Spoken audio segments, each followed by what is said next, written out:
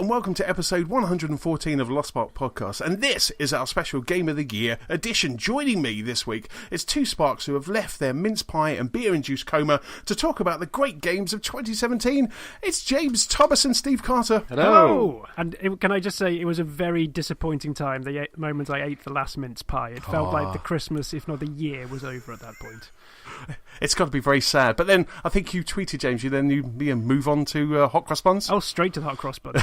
I was delighted. I went back to Asda, I think it was on the 27th, to pick up some bits and pieces. And yeah, pretty much as you walk in, the first display was hot cross buns and tiger loaves. So carbs for dinner that day. Excellent stuff. Have they started to do cream eggs yet? I hear there's actually some sort of prize going around this year. I hear there are white cream eggs, and if you find a white chocolate cream egg, you can win £10,000. Wow. I mean, I would go for a white cream egg anyway, but the extra incentive now will probably up my intake between now and Easter. So a white cream egg isn't just like chocolate that's gone off then? It's not just... It's white chocolate. Have you... But that's not all. That's not all. For the very first time, we have two Thomases, or Thomasai, on the podcast. We've talked about him. Thank you very much. Thomases. We've talked about him. We've heard about him. It's friend of the show. It's Matt Thomas. Hello. Hello. Finally, I'm no longer friend of the show. I am of the show. You are of the show, Matt I've Thomas. upgraded myself, finally. You haven't made it through this one yet, sir. Well, I'm on the show right now, so you can't take that away from me. You're changing your Twitter profile as we speak. So, taking that out. So, chaps, how was your Christmas? We haven't got together since before Christmas. How was your Christmas? Cold. Very cold up here. Well, mine was brief. The joy of working in retail means I got 3 days for Christmas. Right. Not quite as fancy as your jaunt off to foreign climes and the weeks off. As I know James got, but yeah, brief but nice. Good to put my feet up. Made lots of Lego. Nice. Meccano for once, and ate lots of food. Excellent stuff. That sounds like just a good Christmas. What about you, Steve? How was Christmas up in Yorkshire? Very cold. Very, very cold. Had a bit of snow, a little bit. I don't know if you guys had any. But yeah, it was all right. I think I probably got about the same amount of days off as Matt did. Sadly, I was back at work on the Wednesday. So that was fun. Literally sat with nothing to do all of Wednesday, so, easy day back in, and spent New Year in Cornwall. So, can't complain. That's right. You spent it with a hot tub, didn't you? I did, sir. I did indeed. So it was cold outside, but I was nice and toasty. So how bad was the snow? Because I think we got 5 or 6 inches down this way, which was enough to make some snow bunnies. It depends on where you are in Yorkshire. It's kind of hilly in certain places and colder in like other parts of Yorkshire. So here it wasn't too bad. Just about made it out of the estate when I needed to go to work. Probably got about 2-3 inches, but I know on the hills up towards the dales and the moors they got quite heavy snow. But same as normal, as soon as a little bit of snow hits around here, the whole city just comes to a standstill. It just grinds to a halt. So you need to set off about 2 hours extra earlier just to get to work on time. Gah. I round our way it wasn't too bad. I think most people were iced in for the first day or so, but I think you saw it as well, Matt. Our mum made an absolute treat during the snowfall itself. Mum and sister, they both got indoor cats. Can't go outside, and so Mum went, well, they're missing out on the snow. So she took out a washing up bowl and made them a snowman and brought it inside. That's and I think so even awesome. more so than that, I believe she gave the snowman dreamies just to tempt the cats around them. I did not know that last bit. That is amazing. I don't think it was quite. I hoped it would be like dreamies for buttons and eyes, but I think it was just merely to attract them near it. She's a kind one. That's a lot of effort for cool. cats. That's so cool. Did they end up? Yeah, exactly. Did they end up licking the snowman and just get their tongue stuck to it? One of them sort of took one look at him and went, "What the hell is that?" and just ran back upstairs. The other one at least tried to pick out the frozen dreamies before disappearing off. But It's the thought. It's the thought that counts in these situations. Yes, absolutely. I think that is absolutely superb. That's superb. So how was your Christmas, James, apart from, obviously, mince pie field? It was good. It was good, yeah. We got to version, I think, 4.6 on the mince pies by the time the festive season had finished. Yes. Yeah, Christmas was good. The first day we had off, we took our little nephew, who's only about 18 months old, on the Santa Express, so a steam train round by us. And bless him, he was doing so well all day, and he was enjoying the day out. He liked looking at the big trains and the decorations around there. But as soon as Father Christmas came to the carriage, the man in the big red suit opened the door, and then Ellis burst into tears pretty much instantly. So, I mean, the present calmed him down a little afterwards, but he was just bawling and staring at Santa the entire time. So he hasn't quite got into the festive spirit just yet. Maybe next year. Little does he know he's bringing presents next year. Little does he know. Getting to the age of bribery maybe next year will work. Yeah, he'll become his best friend in a couple of years' time. Yes. And how about yourself? You as Matt hinted, you were off and about. Yes. It was a bit of a weird one actually, because we decided we didn't have a holiday last year. We didn't have a proper holiday, so we decided that we would combine Christmas and holiday together. When we popped off to, as if you can pop off to, San Francisco for a while, and it was absolutely superb. It was really cool. We got to kind of the sights and sounds and the smells of San Francisco, and we got to go to Merwoods, which was kind of a highlight, especially for me, because that's where they filmed Return of the Jedi in the National Redwood Forest. So I was looking out for Ewoks, and it was just that was really cool, and it was just such a majestic sight. And I was also, it's California, you're there. That's where kind of Star Wars was made. That's where Star Wars was. Did you run in between the trees pretending to be a speeder? I know. I pretended to be an Ewok. It's like, and even when I was up at the height, because we did this walk that took us all the way up to the top, I was doing the Ewok call, which my good lady wife Nicola would just kept going, "Shut up! Will you just be quiet?"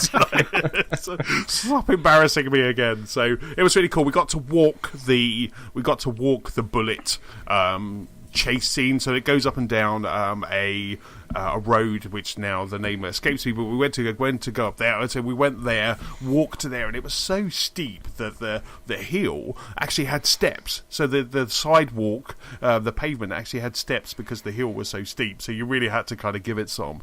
But when we got up the top, the views were stunning, and it was absolutely incredible. Fillmore, that's the name of the street. It was Fillmore Street, which was really cool, because we then started walking down kind of Fillmore because there was a barbecue place. It was really good because this, for the first time for me, I was in the US, and I'm now on a tariff where I get data in the US, which was an absolute godsend, because before I used to have to kind of lean up against a Starbucks every 10 minutes to find out where we were or what we were doing. Your tweeting was uninterrupted as far as I could see.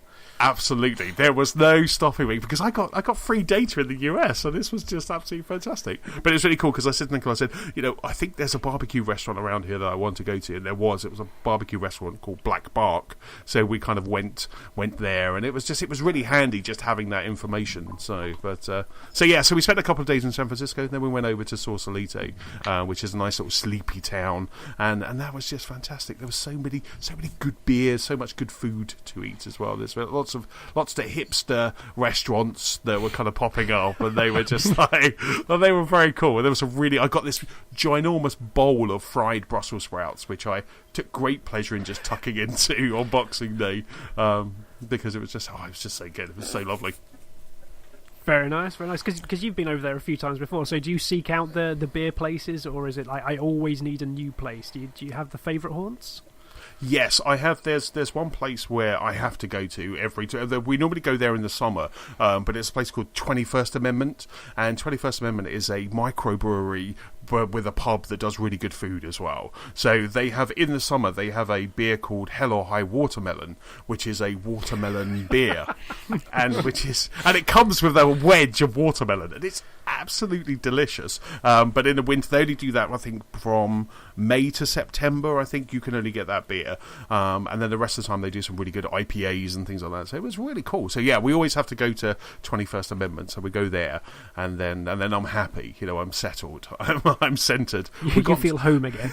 Yeah, exactly. We got to experience the Cheesecake Factory, which was good fun. And they have so much food. Not only so many cheesecakes, but they have so much food. The Cheesecake Factory just has pages and pages of food, and it's bizarre. It's really bizarre. So I'm hoping. Well, actually, the plan is this year. I do want to go to San Francisco, partly for like all the recommendations you and other friends have done it, given it, but also for the sporting connection. So we're hoping to go autumn sometime, because I really want to see the 49ers at home, and I think people who have been paying attention will see the fortune of the Niners to be picked up over the last month or so of the season, which was quite nice. So yeah, fingers crossed we can get out there this year and see some of the sights, see some of the sports. Should be good.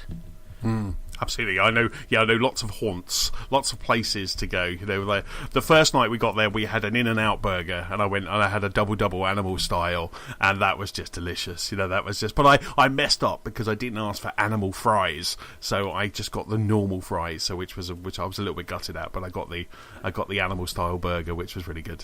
What are these words you're saying? Yeah, what are animal fries?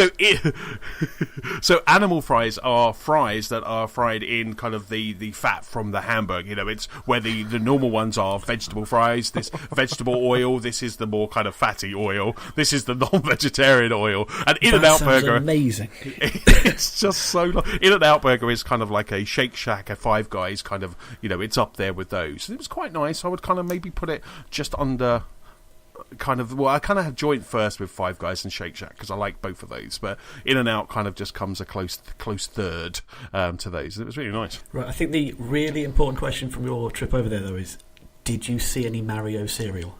Do you know what? I searched for you guys. I searched so much that it almost annoyed my wife, and because I couldn't walk past a Target with going, I'll just go into that Target, you know, and of course, in typical Nintendo style, they were sold out in every single Target, you know, and I was just... never judge demand, that company. No, exactly. I was like, right, if I get hold of these, I'm going to get 6 boxes, and we'll get a separate case, and we'll bring them over in a separate case. I was formulating how I was going to do it, and then on the last day, I said, right, this is going to be our last Target. I've got a good feeling about this, and no, I just failed all of you. Breakfast has been ruined. I did.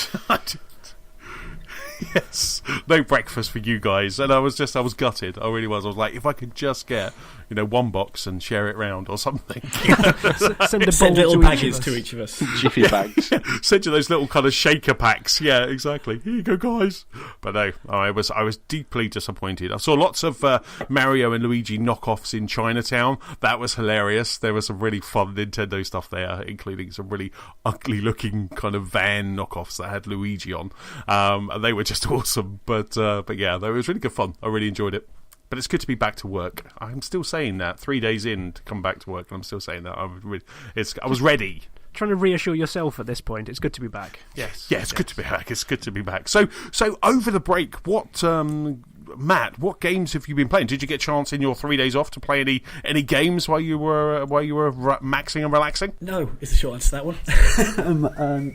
Yeah, no, the Christmas period kind of wipes me out physically and mentally. So doing all manner of crazy hours trying to sell toys to grumpy parents. So when I get home, I basically just collapse. But I have, over the last few days, been rattling through Mario Odyssey. Right. I grabbed that when that came out and tried to play a fair bit over Christmas, but just the willpower left me. So I finished that a couple of days ago. Finished on about 250 odd stars. So unlocked the first moons. Sorry, shines. Yes, so the only Mario currency. Yeah, unlocked the first sort of hidden level after that, and yeah, definitely enjoyed it. Right, I'm not quite as up on it as a lot of people seem to be. Mm-hmm. But yeah, overall, yeah, really enjoyed it. But yeah, I think main issue I have with it is its lack of focus in some places, which I think it is as much of a blessing as a curse, depending on what your own sensibilities are. But I think, especially now finishing it, I saw, is it the Bowser's Castle level at the end? I think that was, like, to me, the best distillation of the, here is a level full of random bits and pieces, because obviously as it's separated off into little islands almost. Yes. You're sort of directed a little bit more. So your island's an island, you've got to get from A to B, but there's also a few bits hidden around in there without having to trek off all over New Donk City to find a moon, star, shine hidden in a bin. Which, when you've got those sort of ones, it just loses a bit of the fun of it, like finding the good ones. If you're just stumbling across, not very good ones, shall I say? But I mean, platforming behind all that is amazing. Controlling it, glorious. But I could do with just a little bit more focus overall. Yeah. And I think we'll get to the good stuff later, because I'm sure Mario Odyssey is going to crop up on someone's list. But while we're being slightly critical on it, I would agree with you on that, because I got to the end of that, I think, after we finished recording last time as well, and there was too much. I know some people really enjoy that, and I think there's a great level of design in it, the fact that it does try and keep throwing stuff at you, and you can always see the next little carrot on the horizon. But the thing that did me in the end was the fact that when you finished it, because I got about 250 as well by the time I saw the credits, saw the last world. The next sort of like benchmark's about 500 moons, isn't it? And it's just too far for me to actually think this is going to be worthwhile to see something. And I think there are enough levels that turned me off that I didn't think I'm going to go back and rinse this place. But it's good. I mean, like, you're right, the core of it is really good, but as I kept on saying last time I was on, just not enough platforming for me. Need more jumping. Yeah. I found that, because I had two kind of 10-hour flights on the way back. Nicola was kind of sleeping most of the way, but I was kind of listening to podcasts and just kind of playing Mario. And I did find that what I was doing was Nicola's still going. She was going through the campaign at that point, or the story of the. So whatever world she was in, the way that I played it was I had got enough moonshines. I got enough of them to power the Odyssey, and then I moved on to the next level. So I didn't really kind of explore a lot. I just basically did that bare minimum to get me to the next place. So when Nicola's there getting kind of like 40 moons in one level before she moves on, I was matching the level that she was in, and maybe kind of stealing some of the, there's one over there, is there, and kind of getting that. And that was really, and for me that kind of added an extra layer to that game, because I was almost co-oping with Nicola, who was sitting next to me on the plane, and there was that just sounds like cheating, not co-oping. No, I like to call it co-oping. You're lying to yourself. Yes. The help was going both ways, even though when I said to Nicola, it's over there, she went, stop helping me or I'm going to go and sit somewhere else. And I was like, you can't, we're on a packed plane. But it was, and I found that really good, and I found that I just kind of put more and more time into it. To much so, I think that I'm now on kind of like 500 plus kind of moons, and I have been enjoying it. There's been some great little hidden things. There's been some great platforms and some great kind of puzzles to solve in there. But I can understand how you can get to the end and go, do you know what, I'm kind of done. But I think for me, I went through those levels too quickly, that I wanted to get more bang for my buck on the game, and I think I definitely have. Yeah, especially having seen what the bonuses are for getting to the next couple of landmarks on the number of moons. It just doesn't look like it's worth it to me.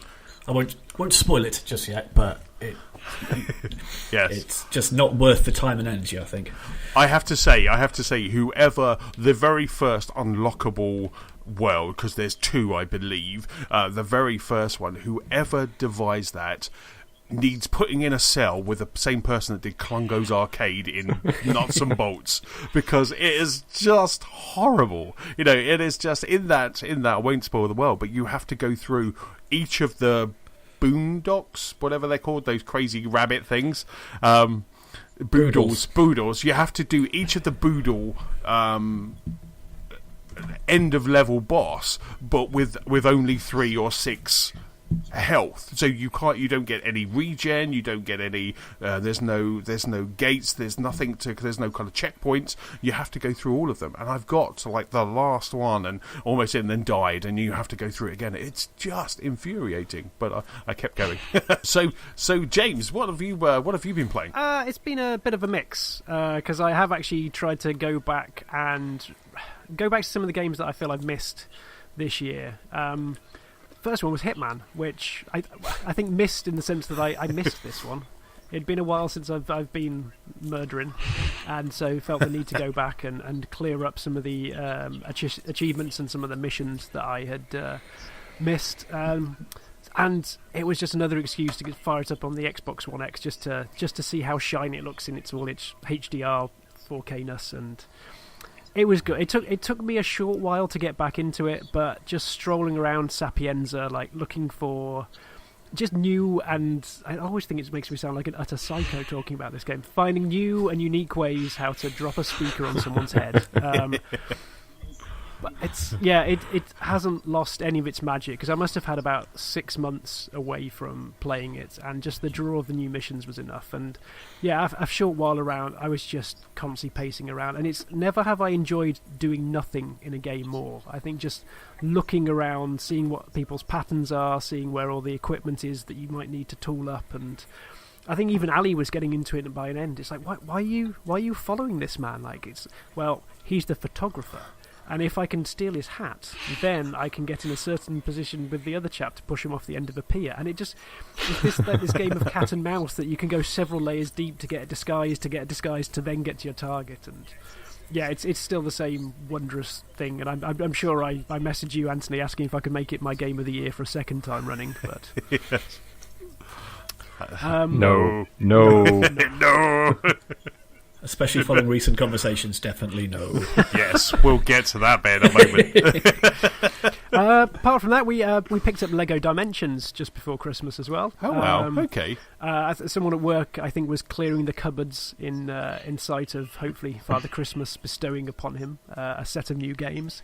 So took this off him, and I'm sure I said before that haven't always got on with the most recent Lego games. I'm sort of very much tired of the formula, but I think I've had just about the right amount of time off, or whether it's just the variety that you get in the initial Dimension set, because I think within the first handful of levels you go through the Wizard of Oz, the Simpsons, I think that there's a Batman level. You just go through enough variety to make it seem fresh, and admittedly you're still just kicking the crap out of any blocks that you might see to get more studs to level up and what have you. But what really swung it was when we put the Ghostbusters set onto the sensor, and the fact they managed to distill the entire film down into about a 20-minute, half an hour set of levels or set pieces just made me really happy.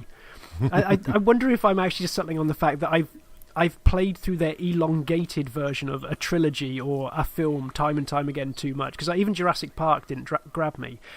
But this half an hour walk down memory lane, like driving the cutest Ecto-1 that you've ever seen, and just the comedy that they put into the cutscenes, that they reuse the voice samples in different places to give it different. It's just delightful. So I was just running around as Peter Venkman, just like zapping the entire city and just feeling happy about myself.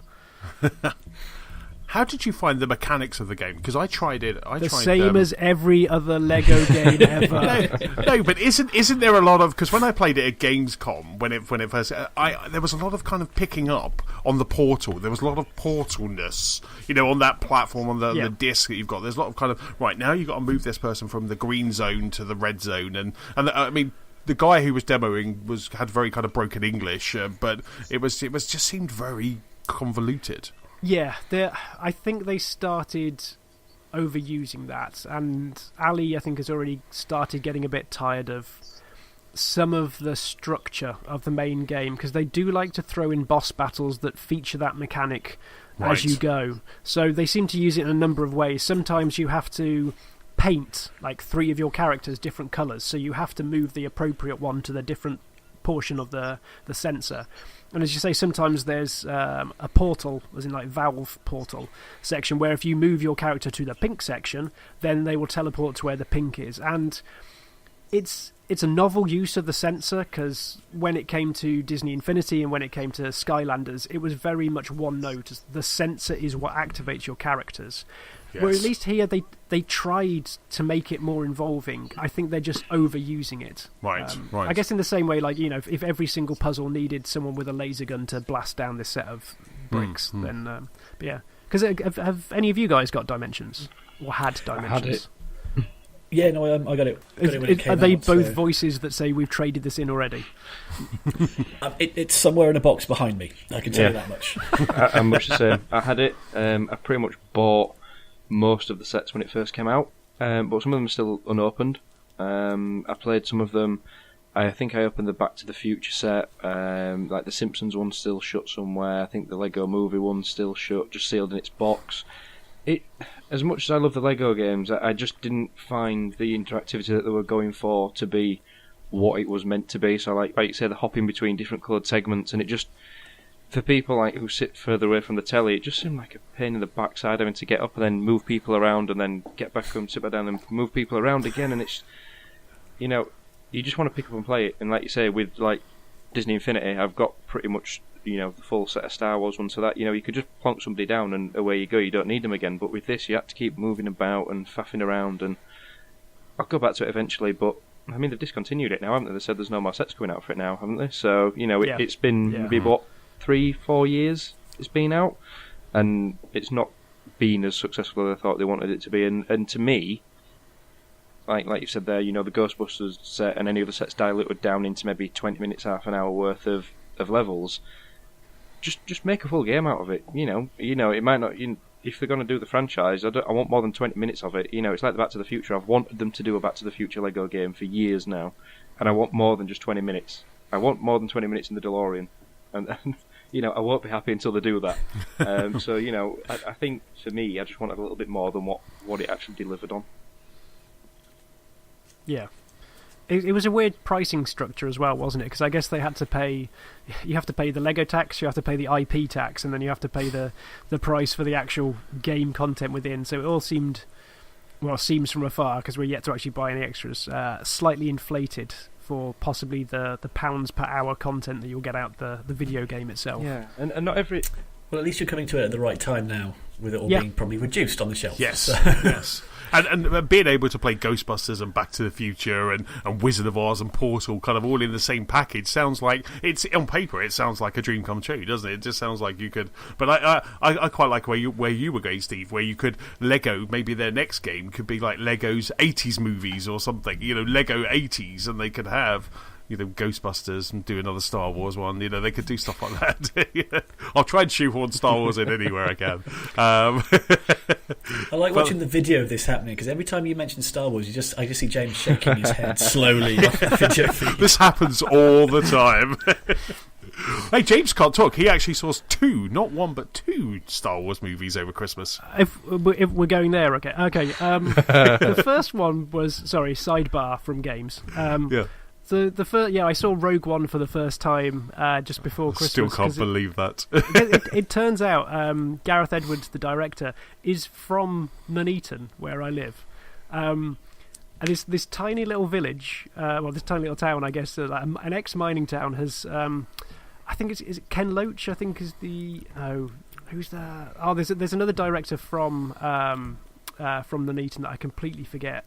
But yeah, Gareth Edwards came back into town to do a Q&A before Rogue One, and it was just quite adorable, because his family were sitting in the audience. So here's this big Hollywood director who's done Monsters and Star Wars and all sorts of things, and he's getting really embarrassed because his sister's pretty much silently heckling him from the audience. That's so cool. That's so cool. Yeah. Then a week later we saw Jedi, and yeah. Have you seen it yet, Matt? Have you seen it? No. All right. I think my love of Star Wars has diminished somewhat over the last few years, and I blame the prequels entirely. It just sapped my will. I want to like them, and I can see good films in there. I just haven't got... My heart is not in Star Wars anymore, unfortunately. Your the tweet that you sent after you saw it, James, was like, Star Wars just kept going and going, and it really made me laugh, but it didn't make me laugh enough to like that tweet, because I just couldn't like that tweet. And I said to Lincoln, I was like, that's really funny, can you like that tweet? And she's like, I don't like tweets on Twitter. You know, I'm just like, can you just do that, because I'm not going to reply. Like by proxy. Yes, yeah, can you do that for me? But yeah, though, I thought it was very funny. You've seen it, haven't you, Steve? You've seen Last Jedi. Yeah, I have, yeah. I mean, to me, I'm going to like Star Wars, because I'm thinking like you, Anthony, that Star Wars to me is pretty much life. It's my childhood. You know, I grew up with the prequels, which, granted, they're not the best. Wow. You know, Episode 1, I still quite like Episode 1, to be fair. 2 and 3, yeah, they're okay. But you know, the originals, you can't beat the originals. But I enjoyed Last Jedi. Yeah, without going into too much, I enjoyed it. I think it took a while to get going. For the first hour, I was sat thinking, when's it get good? I was kind of wondering when it was going to start. But really, it was really what you wanted. As a review, that's not the best way to go back in. No, and I sat there pondering, when's it going to get good? 1/3 of this film was not good, but you should. And to be fair to me, if when it comes out, I watch it. You could probably skip about the first hour and then just watch the final 2/3 of it, and you'd probably still get it and enjoy it. But yeah, I enjoyed it. So I need to go it's in. A slow burner. Watch the trailers. Leave for a bit. It's not one where you have to rush for the start. Just take your time. Go get some popcorn, get a beer, go to the toilet, then sit down, then go back up and go back to the toilet and come back down. Yeah, but then get yourself comfortable. Yeah, so I mean, it's very long though. I mean, we went for a late showing, so we went to the 10 p.m. showing, and I think we came out at 5 till 1 in the morning. I think we should leave it at 5. Just came out at 5. Yeah, just stayed over. We're not for that long. It was light outside again. So it's a long one. It's a long one. Yes, I went to see it on opening day because I found out that my local IMAX, and we will get back to games in the moment, but I don't know how we got on this tangent. But my local IMAX has now got a new screen, and it's called X Plus screen. So this screen it's a 60-foot screen, so a 60-foot cinema screen. Every chair is a leather reclining chair, and it has Dolby Atmos. And so I found out, so I booked my IMAX tickets for the Saturday, and then I was just doing something, and I found out that this screen had opened, and that was the very first showing in that auditorium, in that screen. So I said to Nicola, I said, right, I had a day spare, so I said, right, we've got to take the day off, we've got to go see Star Wars. I want to get my arse groove in that chair as well as the one in the IMAX. So we went along to it, and I was very excited, so much so that the usher who was showing us to our seats, he said to her, I went off to the toilet, and when I went off to the toilet, he looked at my wife and went, he's very excited, isn't he? Like this. And my wife's like, yes, and it's just like, so they said, so we went to the seats, and I was just blown away by how amazing and clean smelling this cinema was. It's just gorgeous. It was just it all felt like you were taking that plastic off of your iPhone. It felt lovely and new. And so we're sitting there. The trailers go through. We had this Dolby Atmos presentation that was just incredible. Sound is coming over and around, and the lights are flashing when it's hitting those speakers, and it was just really impressive. Star Wars starts, and I'm looking at the screen, and I'm thinking, am I getting old? I can't read the crawl. I don't know what the crawl says. And then I look at Nicola, who's rubbing her eyes and looking because we went 3D, and then suddenly you can see people fidgeting, and they hadn't done the focus right. So they hadn't set the focus right. So it was blurry. So I was like, I'm not having this. Jumped up, ran out of the cinema, and said to the usher, I was like, it's blurry, like this. So he comes back in, and they adjust it, and it's all okay. And I'm like, oh, phew, that's okay, that's fine. Gets to a point in the movie about halfway through, and no spoilers, but where Luke says, and then there was darkness, and the screen goes black, and I'm like, yeah, this is great, look at this, this is amazing, I'm loving this movie. And then talking started, and there was no picture on the screen. And I'm looking at my wife, and I'm like, and then more talking, and then a big reveal happens, and I jump up, run out, and my wife said, I was heard saying the words, "You're ruining Star Wars," and pointing at the screen. So it's what I'm like, you've got. And so they basically they shut the doors, the back doors to the projection or to their big HDMI because it's all digital, and they shut the doors and it overheated, so the picture had gone. So they then had to cool it down. They rewound the film 15 times. By this point, we'd already had the big reveal, and that had been spoiled by us for us. But then, so I sat down, and they left the lights on. So I kind of had to jump up again, run out. I was like, guys, you're killing me here. You're killing me. You're just like... And everyone's like, Nicola was just in stitches at this point. And then and then we watched the rest of the movie, and I really enjoyed the movie. And I think it's cinematically, it's gorgeous, and it's an absolutely fantastic movie.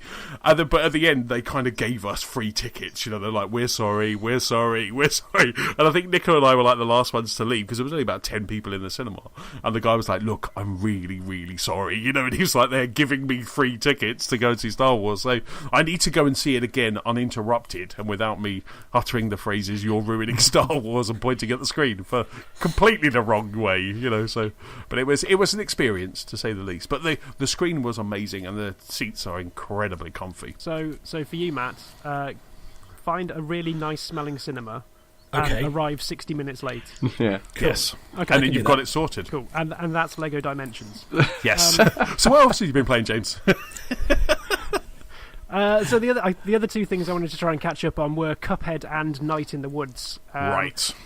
I really wanted to get Cuphead, and then it's been one of these games that I feel like has been out forever, just because I think we've seen it so often. So when it actually could be downloaded, I just completely missed it. I must have said, I'll get it next week, and just went on by. But I'm so glad I did, because if anyone thinks they've seen all that needs to be seen from the trailers, from the videos, from the Let's Plays, I would encourage you to think again, because just actually being in control of that cartoon is fantastic. It just makes everything they've done just pop to life. Because you often wonder how smooth is that animation, how much in control you are, but it's just such a nice, free-flowing, smooth, really responsive platformer or so. It's just won me over. It's hard as nails, but in a really fair way.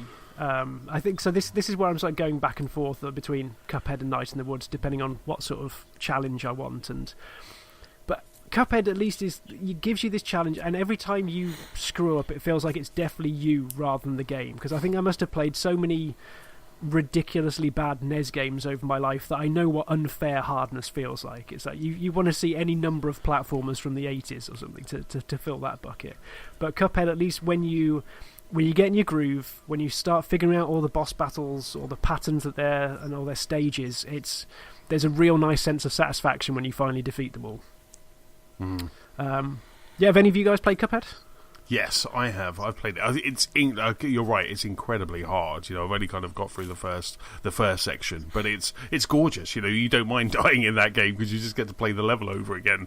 But I do like how it's kind of almost instantly back in when you do die. You know why you died, and also it shows you how far you are until the end of that level as well. So you get kind of a good idea of kind of how well you're doing as well. There's nothing more galling than when you die and you're about 2 millimeters from the final finishing line on that thing. It's just but equally it gives you a nice sense of I've got to pace myself out, so if I lose a couple of lives here, then I might as well just restart now. So it gives you some nice sense of tactics.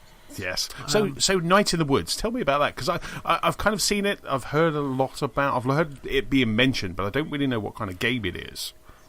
It's very much a narrative game, but told through the medium of a 2D platformer, effectively. There's a lot of dialogue going on, but you play May, who's a cat. In fact, all the personalities within Night of the Woods are animals of varying descriptions.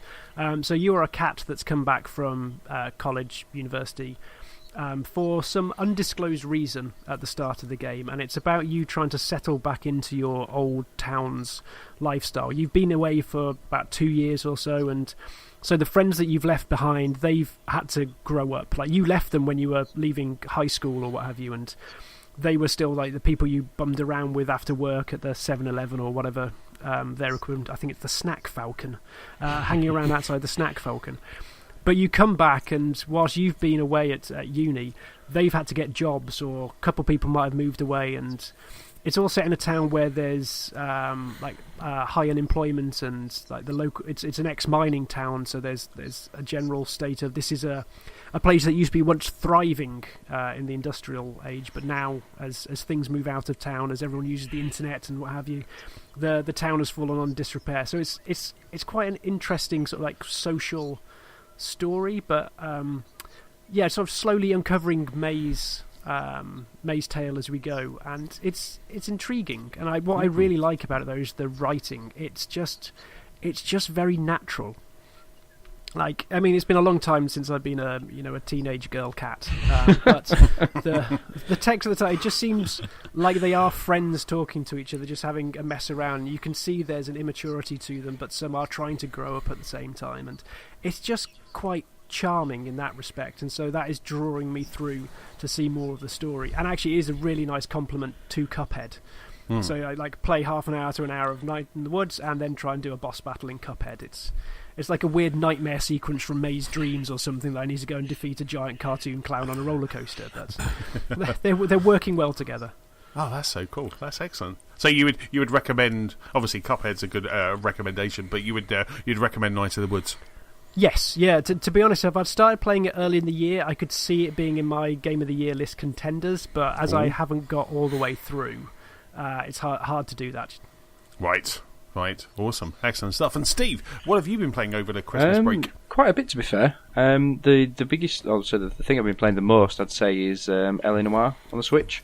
Given my recent jaunt down to Cornwall and not driving for 6.5 hours there and 6.5 hours back, give me some catch up time. So it was on sale in game for £25. I had £5 credit left on a gift card, so I got it for £20. So I've played it when it first came out and I've never gone back to it. And it's nice to be back. It's very nice to see it on the Switch, and actually be playing it again. I think it got a bit, a few mixed reviews at the time, just because it was coming from like Rockstar, that they thought it was going to be something a little bit of the GTA sort of styling, which it wasn't. People kind of like picking things up and putting it back down simulator, the amount of evidence and things you could pick up in the crime scenes. But no, it's really good. You get it in its complete form, so you get it with all the DLC, the extra content. It does require a hefty download to play it on the Switch, so you probably will need an SD card for it, should I say. Beyond the cart, I think there's a 14 or 15 gigabyte download for it as well. So that's for performance-related enhancements, some extra content as well. So it's nice to see on the box it does give that warning as well. So it's not something that you completely unexpected. So thankfully I did get an SD card for Christmas from Santa Claus, so that's been quite nice. But yeah, it runs nice. So did you did you play LA Noire the first time round, or is this like first outing? No, I played it when it first came out. So I played it on the 360 when it first came out. I think it was the 360, not the PS3. So I have played it before, yeah. So are you finding it better the second time through because you sort of know what to expect far sooner? Because I think that's what took me a while to bed in with LA Noire, just trying to feel out what it was, this sort of interrogator simulator. Yeah, I mean, I've had the same. A girl at work, she said she got it in the same sale after Christmas because her and her husband got a Switch just after Christmas as kind of a joint present, and she said the same, that she thought it was just being a detective. She wasn't expecting the open world bits, the driving, the shooting. Said I can't drive in it because the driving is a bit floaty still. Yes, I think it helps that I have played it before, so I knew what I was expecting. But yeah, I see what you mean, that yes, you are this detective, but then it gives you these sort of other bits that you might not expect from it, like I said, the driving, the open world bit, the shooting as well. It's... I think it kind of wants to be more than it, or it kind of got a bit confused as to what it wanted to be because they had this idea, but then it's like, let's give it an open world and, crimes and shooting and this, because if anyone's played it, you can progress to different desks. So you see different crimes, you go from traffic to homicide to other various desks. So the crimes are varied, but yeah, it definitely helps knowing what's coming, I think, because like you say, I think it is a difficult one to get into if you're going in for the very first time. But yeah, Am I right in thinking they've tweaked the interrogation system a little bit? So they've changed the options that you can ask them? Not that I've seen. The only thing that I've seen that they've changed is just that they've integrated touchscreen, which I think pretty much any game does with Switch now. From what I've experienced anyway, you still get the good cop, the bad cop, and the accusation function. So you still get the three options to ask questions, and as always, when someone gives you the shifty eyes, you know they're not telling the truth.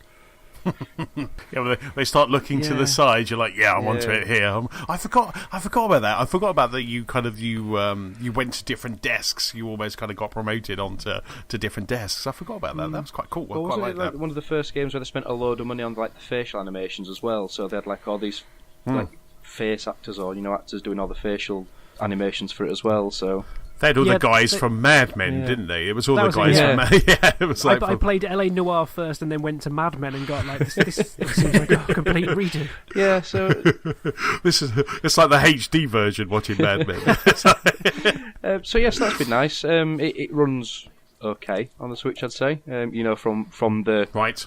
For want of a better phrase, the limited hardware that the Switch has. I think it looks better in handheld mode just because it's on a smaller screen. I think when you play it docked and you've got it on a big telly, the textures are a lot weaker than what the naturally what the PS4 and the Xbox One remakes will be. So I've pretty much played it in handheld, and pretty much the same for any Switch game, to be fair. Play it in handheld mode. So yeah, so that's been nice. A few other games I'll go through quickly, because I've played quite a few bits actually. I've had BioShock Collection from Boomerang, as well as Wolfenstein. Really nice to be back into BioShock. Still looks and plays brilliant. Putting it in the Xbox, it could be, from what you can see, a current generation game if people have played it before. I've only played the first one, not played the second one or Infinite, but I'm getting around to it. Wolfenstein is all right. It's a bit of a roller coaster with Wolfenstein. I'm loving one level, and then the next level I'm hating. So it's kind of literally I'm up and then down, and then up and then down, and up and down. So I'm probably about halfway through that, and I'm debating whether to see it through or send it back. So have any of you guys played it as well, or? I would definitely keep going. I'm playing it at the moment. I've just got to the point where I've met a character called Super Spesh, and he is just awesome. And that whole kind of story. And I've just gone out to this street. I'm on the way to a place. I won't spoil it.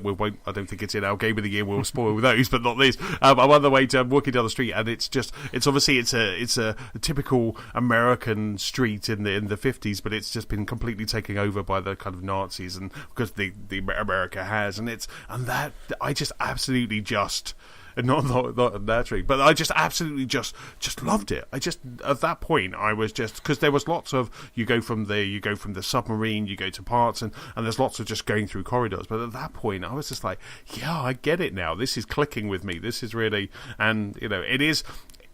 I do find myself just trying to find out where I've got to go to next. I do kind of have a bit of trouble with that, but once I got to this point I was just like, I like this game. I really like this game. It's bonkers, it's crazy. I never really played the previous one, but there's something about this one that is just this really kind of, it's ticking the boxes. I was going to send it back to Boomerang unplayed, but because I was going away on holiday, but I decided just to keep it and I'll play it when I get back, and I have been, and it's been really good. I'm playing it in chunks. I'm playing some other stuff and I'm playing it in chunks, but it's a really good game. I mean they've got. Yeah, that one's installed on the PS4 at the moment. Got through to I think the first slightly more open bit on the submarine. Really enjoyed it. Definitely put the difficulty down to the easiest, just so I could shoot through everything without caring about it. Me too. And now that Mario's out of the way, that is going to be my next game on the docket. Yeah, it's really good. Yeah, I mean that is one thing. They've nailed the setting, haven't they? The atmosphere in terms, like you said. I've played the same level that you mentioned there, Antony. When you're walking down the street, they've got the setting of it's believable, it's realistic. That bit, I mean, obviously the sci-fi parts of it, that's obviously a bit extreme. But when you're walking through the levels, they've at least got that setting there. The bit, the level where you're in the destroyed subway. Played that. I think that's just the level just before you walk down the street that you mentioned there, and that's a really atmospheric level.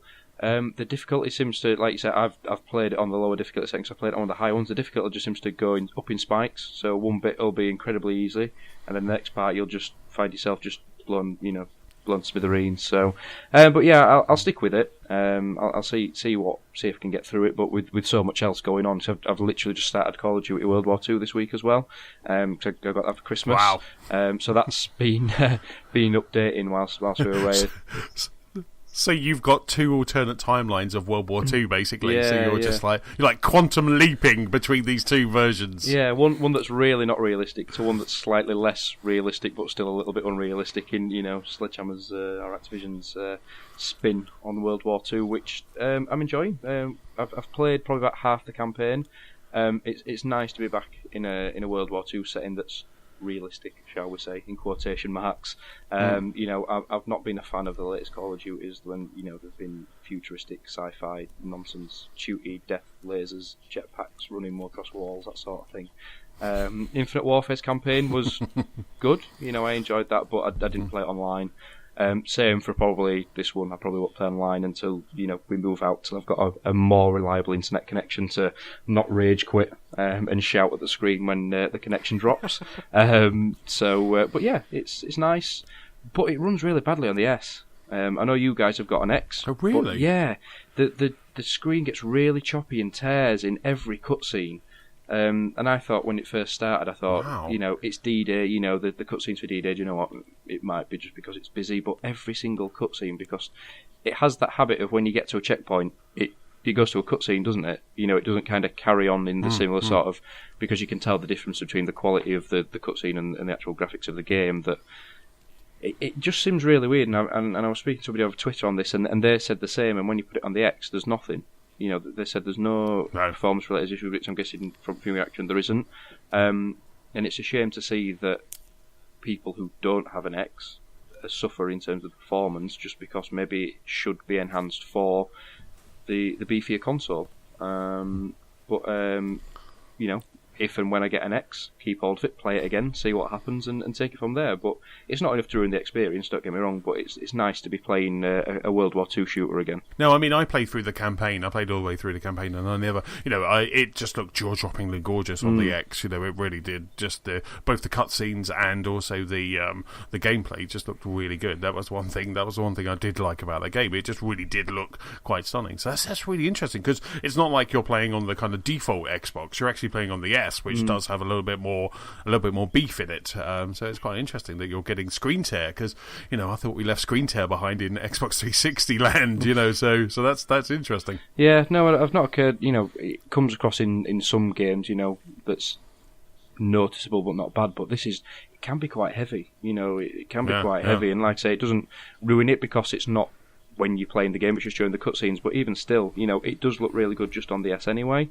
But even still, you know, you can't help but notice the top of the screen just, you know, poof, gone, torn. So yeah, wow. A slight fly in the ointment, but nothing too serious. Excellent stuff. Anything else on your Christmas list? What else was it? Oh, South Park, the Fractured But Whole. Played that I had 3 days off the week before Christmas from work. I had some holidays to use, so I literally sat and played that for the 3 days, which was it was quite funny actually. I don't know if any of you guys have played it, but I didn't play the Stick of Truth. But it's quite fun actually. I didn't get some of the references because some of it relies on you watching the relevant episodes where they actually are the heroes, where they're dissing the DC and the Marvel universe. So some of the references just sailed straight over my head. But even still, it was good. You know, it was a nice little game, light-hearted. Some humour in there, some good humour, a lot of toilet humour. But yeah, saw it to the end. I think it dragged on to it felt like it finished, then it carried on, and then definitely finished just without warning. So it was like you fight a final boss, goes on a little bit, and then it's just like boom, finished, done. So it's kind of like So what was the actual combat like though? Because I know in Stick of Truth it was far more like RPG focused. So have they mixed up the combat system in this one? Yeah. So from what I understand, the Stick of Truth, the battle carried out on a single plane. Is that right? So just like single plane. So this one you've got like a chessboard where you can move your characters around, and they've got certain abilities and attacks that hit a certain amount of pieces or squares, as it were. So if the characters are in front of them, you know, you can do an attack that's in a T shape or a straight line, or you can have attacks that go diagonally from a distance, you know, so you can attack from further away. So it mixes it up a little bit, and you can choose different classes to what you are. So you're this sort of, you know, that you go from a king at the end of the Stick of Truth to like this new kid, and you get these new superpowers, and you can choose what you want. So there's electric, there's tools, there's gadgets, you know, and then you can mix them up throughout. So it is. You know, it is sort of more RPG, a little bit tactical, but nothing on the scale of sort of your full-on RPGs. But it still makes you think before, you know, you commit to an attack. And some of the boss battles as well. So some of the bosses will push you back a bit further or run through you and end up on the other side of the battlefield. So it does mix it up a little bit, but nothing too strenuous, I'd say. So sort of on the same sort of level as Mario Rabbids, that sort of thing. Yeah. So some tactics, but not overly tactical or strenuous. Nice. I do like that. That's actually probably made me more willing to go and have a gander at it, because I like those mid-level approaches to it. I'll quite happily go and play like a Civ 6 or something if I want to get deep into something, but then having these slightly like relaxed rules, slightly more relaxed worlds where you get to play these harder mechanics, it's nice sometimes. Yeah, the combat's not too difficult either. There were times where I had to repeat things, a couple of battles, because you have to learn. There is a little bit of learning to see what enemies are going to do. It's more learning, if you do this, what happens? So if you attack an enemy, what's their next attack going to be? So if you restart the battle, they'll do the same attack again. So, it's a lot more of a case of, I'll do that, I'll come back, and I know now that attack's coming, so I can move him out of the way and her out of the way, blah, blah, blah. So a little bit of tactic, like you say, nothing too in-depth, like a full-on, like you say, Civ or anything like that. It's a bit more light-hearted fun. Sounds good. Sounds fantastic. I mean, for me, I've played a couple of games. I've pretty much kind of played Mario kind of on Switch in handheld mode, kind of wherever I was. But I played a couple of games. I played It's Quiz Time. So New Year's Eve, I played It's Quiz Time. Now, is this the one that we saw at Eurogamer? It is, yes, it's that one. So it's the one where it's a quiz game, it's general knowledge, science, history, like Trivial Pursuits, but it also has some gaming questions in there, it has TV, etc. And you can have up to 8 people in a room using the room code on your tablet. You do need to, or smartphone, you do need to download an app. It's not like a browser base. You do need to download an app for it. But I really enjoyed it, and I did realise while we were playing it, because Nicola and I just had a very quiet New Year's Eve, we were playing it, and I did realise that what you could actually do is you could mix a stream the game and have people join the room and play that game with you as well. So, cool. And then that's kind of how and they do kind of have integration with Mixer, Twitch, and I think YouTube as well. But I guess Mixer has the lowest latency, so we could all kind of get together and just play that. Most of it is kind of, you get to choose specialist subjects, so you could choose video games, and I chose the video games. It was really just like put these in the order that they came out, and that sort of stuff. But there was one section, because each game of it is 6 rounds. There was one round where you had to talk. It was quite funny actually, because you had to talk for a minute about the subject. So another person, so Nicola, had on her tablet, she had lots of items on there, and I had to pick from 10 things and so I picked Avengers, and then I had to talk about a minute about Avengers.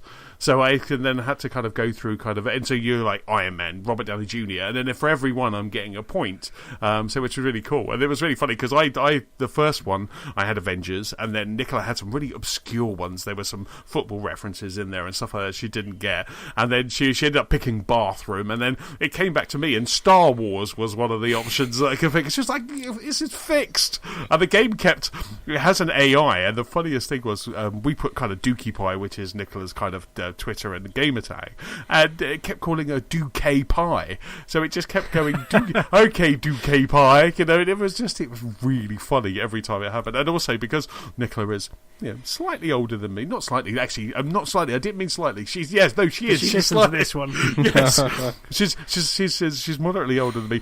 It kept saying, well, as you're the oldest Duke Pie, and it just really kept having a go at Nicola, so she was getting quite infuriated at the screen. But all in all, it was kind of a really good replacement for something like Seen It. It had lots of kind of like movie, TV, sports, general knowledge questions, and I really enjoyed it. It was quite cool. It disturbed me when we were at Eurogamer, because the actual host appears to be some sort of floating head of Elsa from Frozen. Yes. There's a bit of body as well underneath. There's like a gap and then a bit of a body. But only a bit of a body. Yes. The whole body. Okay, good. There's a bit of a body. You get some hands and then just a bit of a body. The rest is just disintegrated or melted or something. But yes. Elsa crossed with Rayman. Yes, exactly. Like half a Cortana. So that was really cool.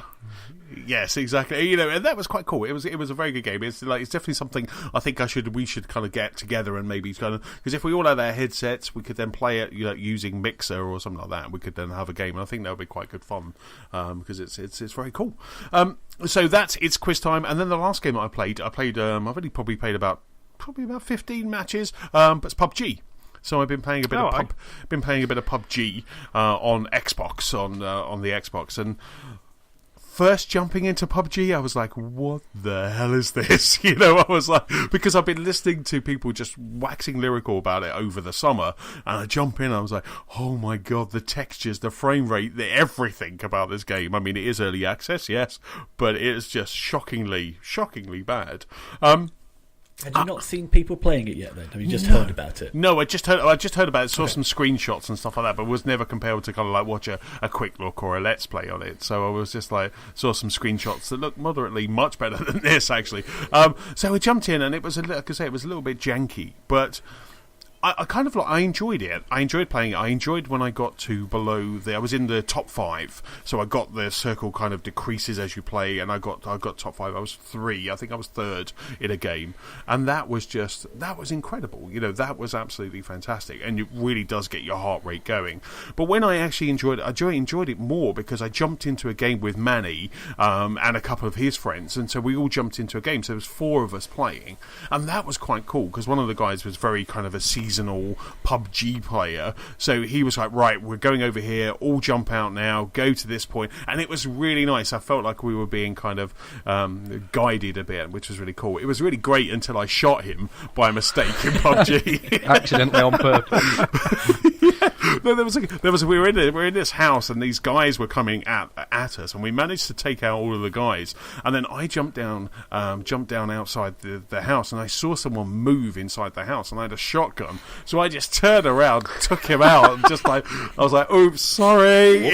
It was just like, but it was good fun. But I have been invited back to play this weekend, so I did. It wasn't that bad. So, but it was really good fun. So that was good. Playing it with a group of people, I really enjoyed. Playing solo was only good when you were kind of getting close to that chicken dinner.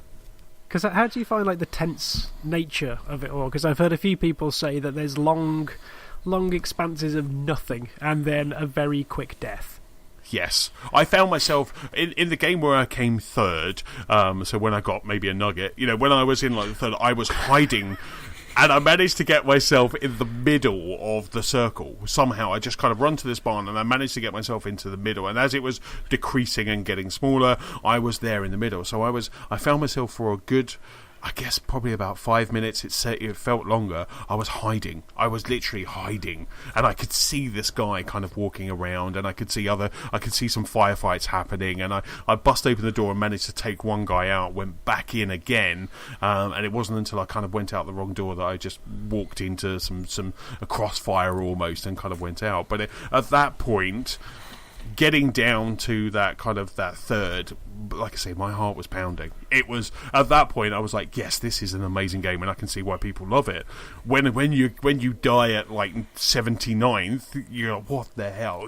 Because it's horrible. You die and then you get respawned onto a platform with loads of people trying to beat you up because and it's really bad textures, and you jump into a plane and that hasn't got any textures, and then you do it all over again. But when you get down low, it's really cool. And running around without a gun is scary. When you can't find a gun, when you go into house upon house and there's no guns, people have already been there, they've already ransacked it, they've left a backpack there but nothing else, that starts getting quite tense. It's a game that I'm very intrigued by but still have no real desire to play.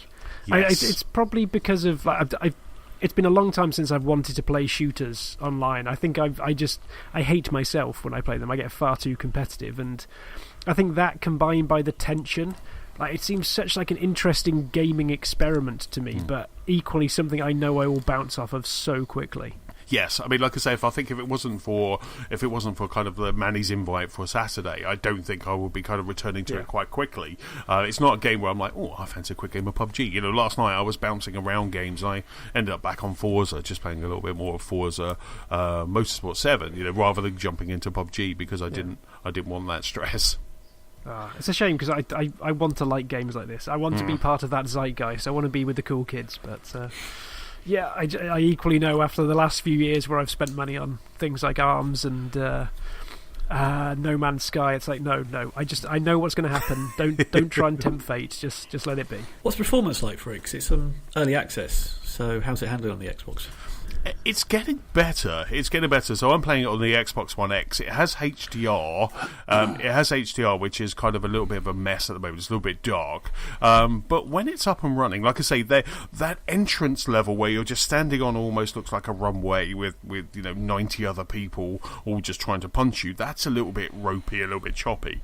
But when you actually get into the game, and when you land, when you jump out and your parachute opens, it still looks a little bit kind of last gen. But then when you actually land, sometimes it can look really good. I think the performance goes up and down. You get into a game where you're like, yeah, this is running smooth, this is fantastic. You'll lose that, jump into another one, and it might be a little bit ropey, a little bit choppy, and you maybe just kind of almost rubber band onto someone else, and just kind of keep popping up.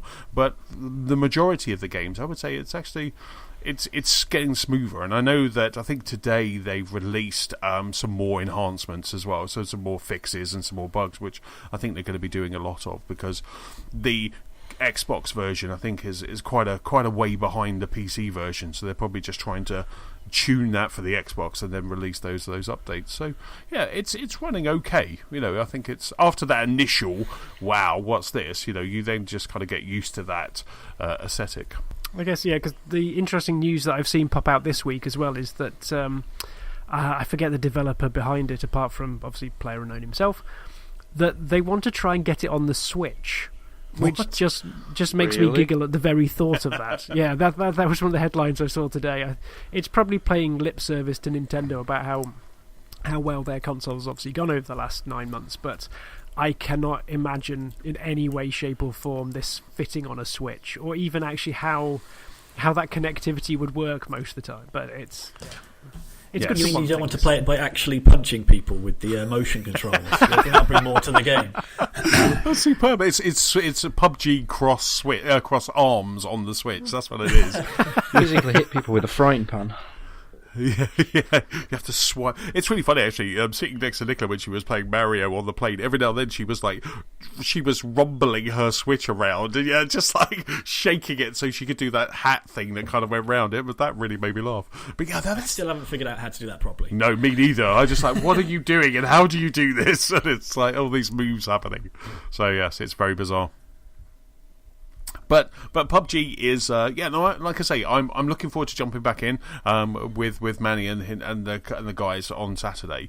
So hopefully I'll talk about it more on the next pod. But it'll be interesting to see kind of how over the last 3 weeks, how much change has happened to the game. And but once you've got it, once you remember that you've got to reload when you get your gun, and have you been caught out by that? Yes, quite a few times, more times than I'm embarrassed to mention. But yeah, why can't I shoot? Oh yeah, I need to reload first, and then that's. But once you kind of get that, it's good fun. It's good fun.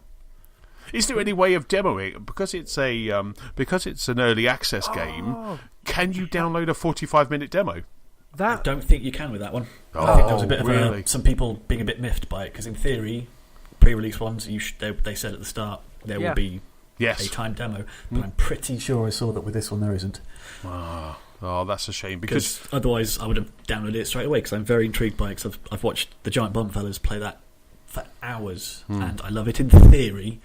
Whether I'd enjoy it in practice, I don't know. That's why I wouldn't mind a little sample. Yeah, because it is such a. I guess it does seem like a game that people could be caught out by if they don't know what they're expecting. Yes. And I guess like we're obviously quite savvy. We listen to a lot of the news, a lot into the podcast, a lot of the videos. But yeah, if you just had someone browsing the store looking for a shooter, you could be very surprised. Yes, very surprised by this. Or if that was the only game you got, if you got that PUBG version of the console of the Xbox, and on Christmas Day you fired that up, you'd be like, what have I wasted my money on, because it doesn't look very good. But like I say, I think it is that tenseness. It is that, hopefully they'll bring, because they've added another map, haven't they, to the PC version?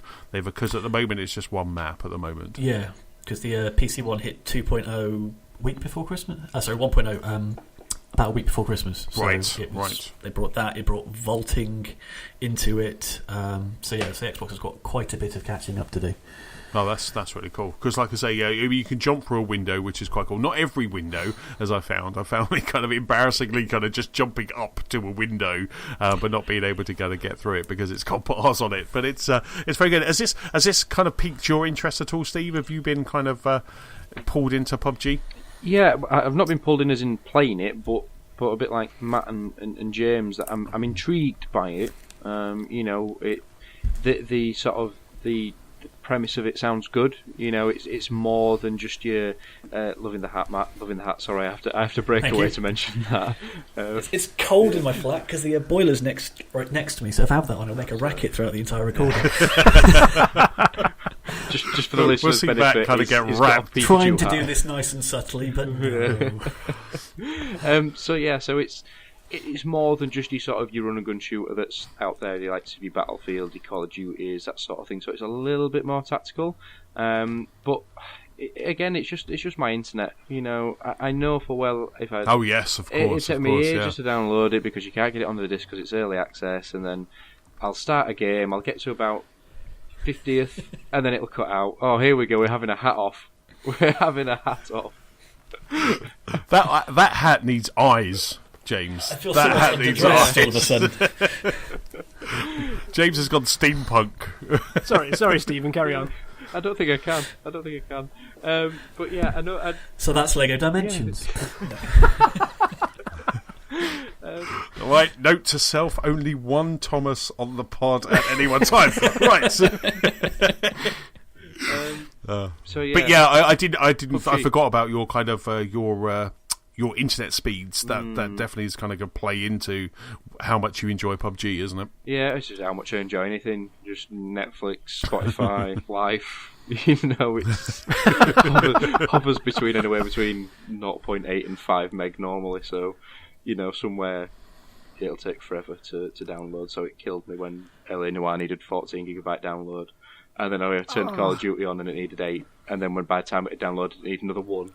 It's just, That's the real reason why you went to Cornwall, isn't it? You were like... Bizarrely, you can be in the middle of nowhere and the internet speed is faster than at home. I don't get it. Wow. I don't get it. Wow. But yeah, when the new house is done, hopefully the internet will be plugged in. We've been warned that it might not be straight away, but when it is, it will be super fast broadband. So hopefully, touch wood, come February, March time, we'll be up and running on some decent quality internet. Excellent stuff, and then you'll be having all the PUBGs, and at that point you'll probably get 1.0 PUBG and it'll all be good and it'll be fantastic, so it's probably a good time to jump in. Yeah, exactly. Well, like a PS1 game anymore. Yes, exactly. Right, let's kick off this big old Game of the Year discussion. But before we start chatting about our own individual top 3 games, I thought we'd just kind of have some fun categories to discuss. First up, the fun category list. We've only got a few, but first up is Honourable Mention. Now, Honourable Mention is a game that didn't quite make your top 3, or... the Thomas brothers told you weren't allowed to have it in your top 3. Rules are rules. The game is not out in the year of 2017. It cannot be 2017's Game of the Year. Right. I backed down. I backed down. Maddie said as well. So I was like, right, okay. And you'll know what I'll get to when I get to my honourable mention. Steve, let's kind of kick off with you. So we'll go maybe Steve, James, Matt, and then myself. So Steve, what's your honourable mention of 2017? I might get shouted at here. I don't know if it's allowed, but I didn't rather than go for a game. I've just gone for the Switch as a whole.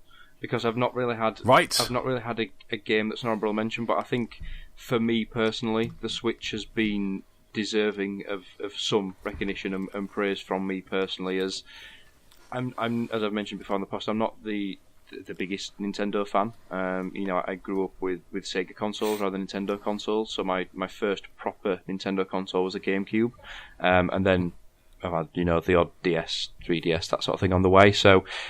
But it's just brilliant. I think I've played more of the Switch than any of my other consoles this year. If there's been a Switch option, I've opted for that just because it's nice to have the handheld mode. You can sit and watch a movie, TV. If the other half's watching some garbage on TV, you've got it there. You're travelling. It's nice to play likes of Mario, LA Noire, Zelda on the go in your hands.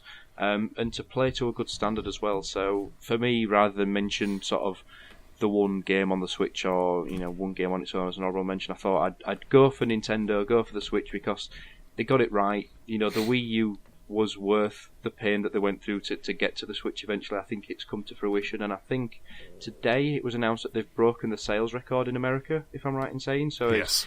It's the best-selling console in America ever in the first 10 months of its life. So it's beat the Wii.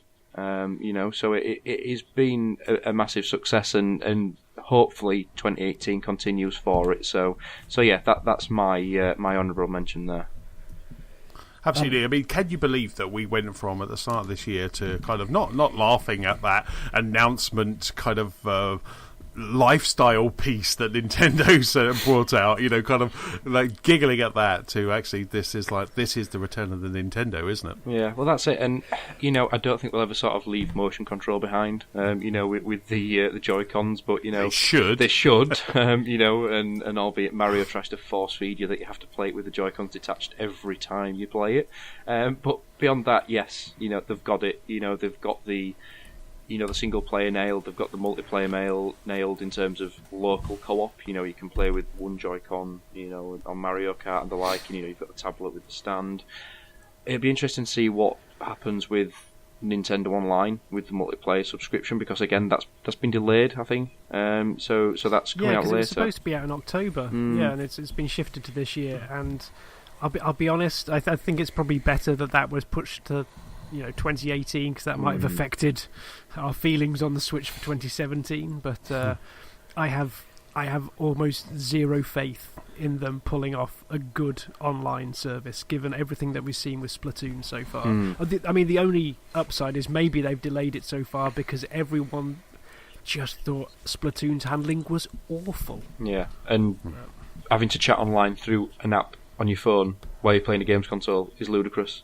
So hopefully that somewhere, the back rooms of Nintendo, they're bringing or they're developing something that's going to work a little bit better. Something to the likes of maybe Games with Gold or PS Plus as well. So maybe like the eShop, you get discounts or a free game, something like that. Because they said it was going to be heavily reduced in comparison to those two other services. So it'll be interesting to see what they do.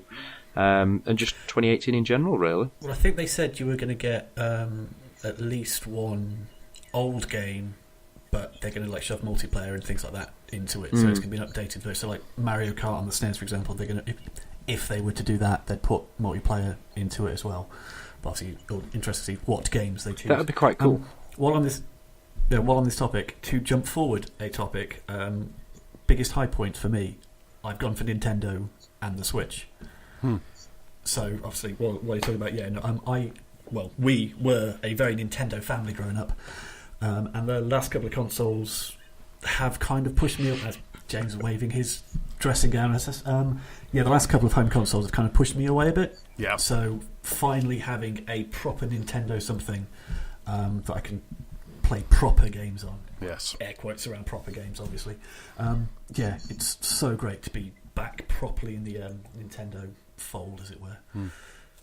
Absolutely. I think for me as well, a couple of my top three games are kind of Switch games, and it was just so good to be playing a Mario game again. It's so good because I hadn't played one for a while, because I didn't like the Waggo of Galaxy, and I didn't, I did play the 3D World on the Wii U, but again, I didn't like that I had to play on that big old tablet. I'd rather play on a Pro controller. There was always a but with Nintendo of recent, but you want to just continue loving them, and I kind of totally get what you mean, Matt. Kind of growing up as Nintendo, and then the last couple, you're just like, oh, Nintendo, to the point where kind of 12 months ago you were going, well, maybe this will fail and they'll just start publishing games for Xbox. You were almost kind of writing them off as a hardware manufacturer, and now they've done this. They've kind of pulled it out of the bag.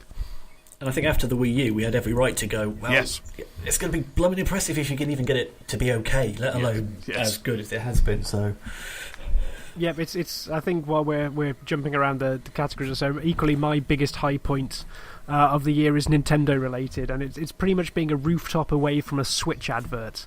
Because there was one time where Ali and I were going to meet friends in Birmingham for some drinks and some food, and it was at the point where we were addicted to Picross.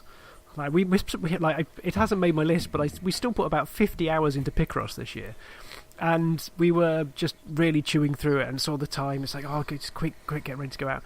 And then we decided to take my Switch with me. And so we were there in a bar in the middle of the custard factory down in Digbeth.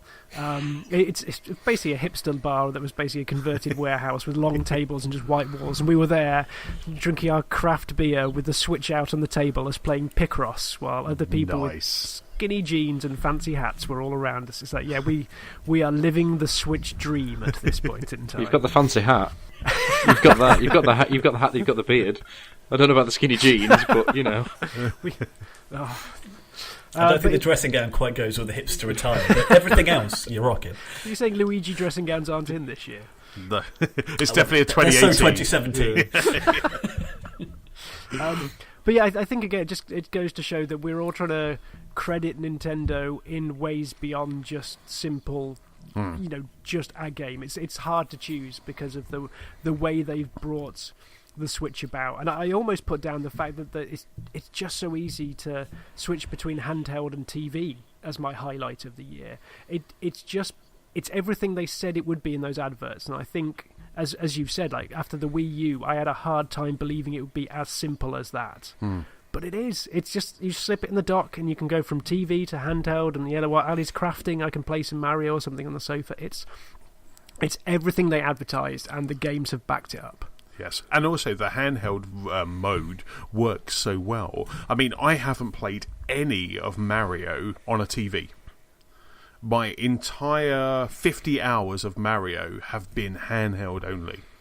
Nicholas played it on the TV, but I haven't docked it once to play Mario because it works. It works really well in that handheld mode, and that's the thing about it. It works equally as well as handheld as it does on the TV, and that's just the joy of it. It's the dream, It's that dream that you always wanted the PS Vita to be, where you had those PS3 style graphical games that you could take on the go. And Nintendo have pulled that off, and I didn't think they could do it, but they've definitely owned this year. I think this is the kind of year of Nintendo.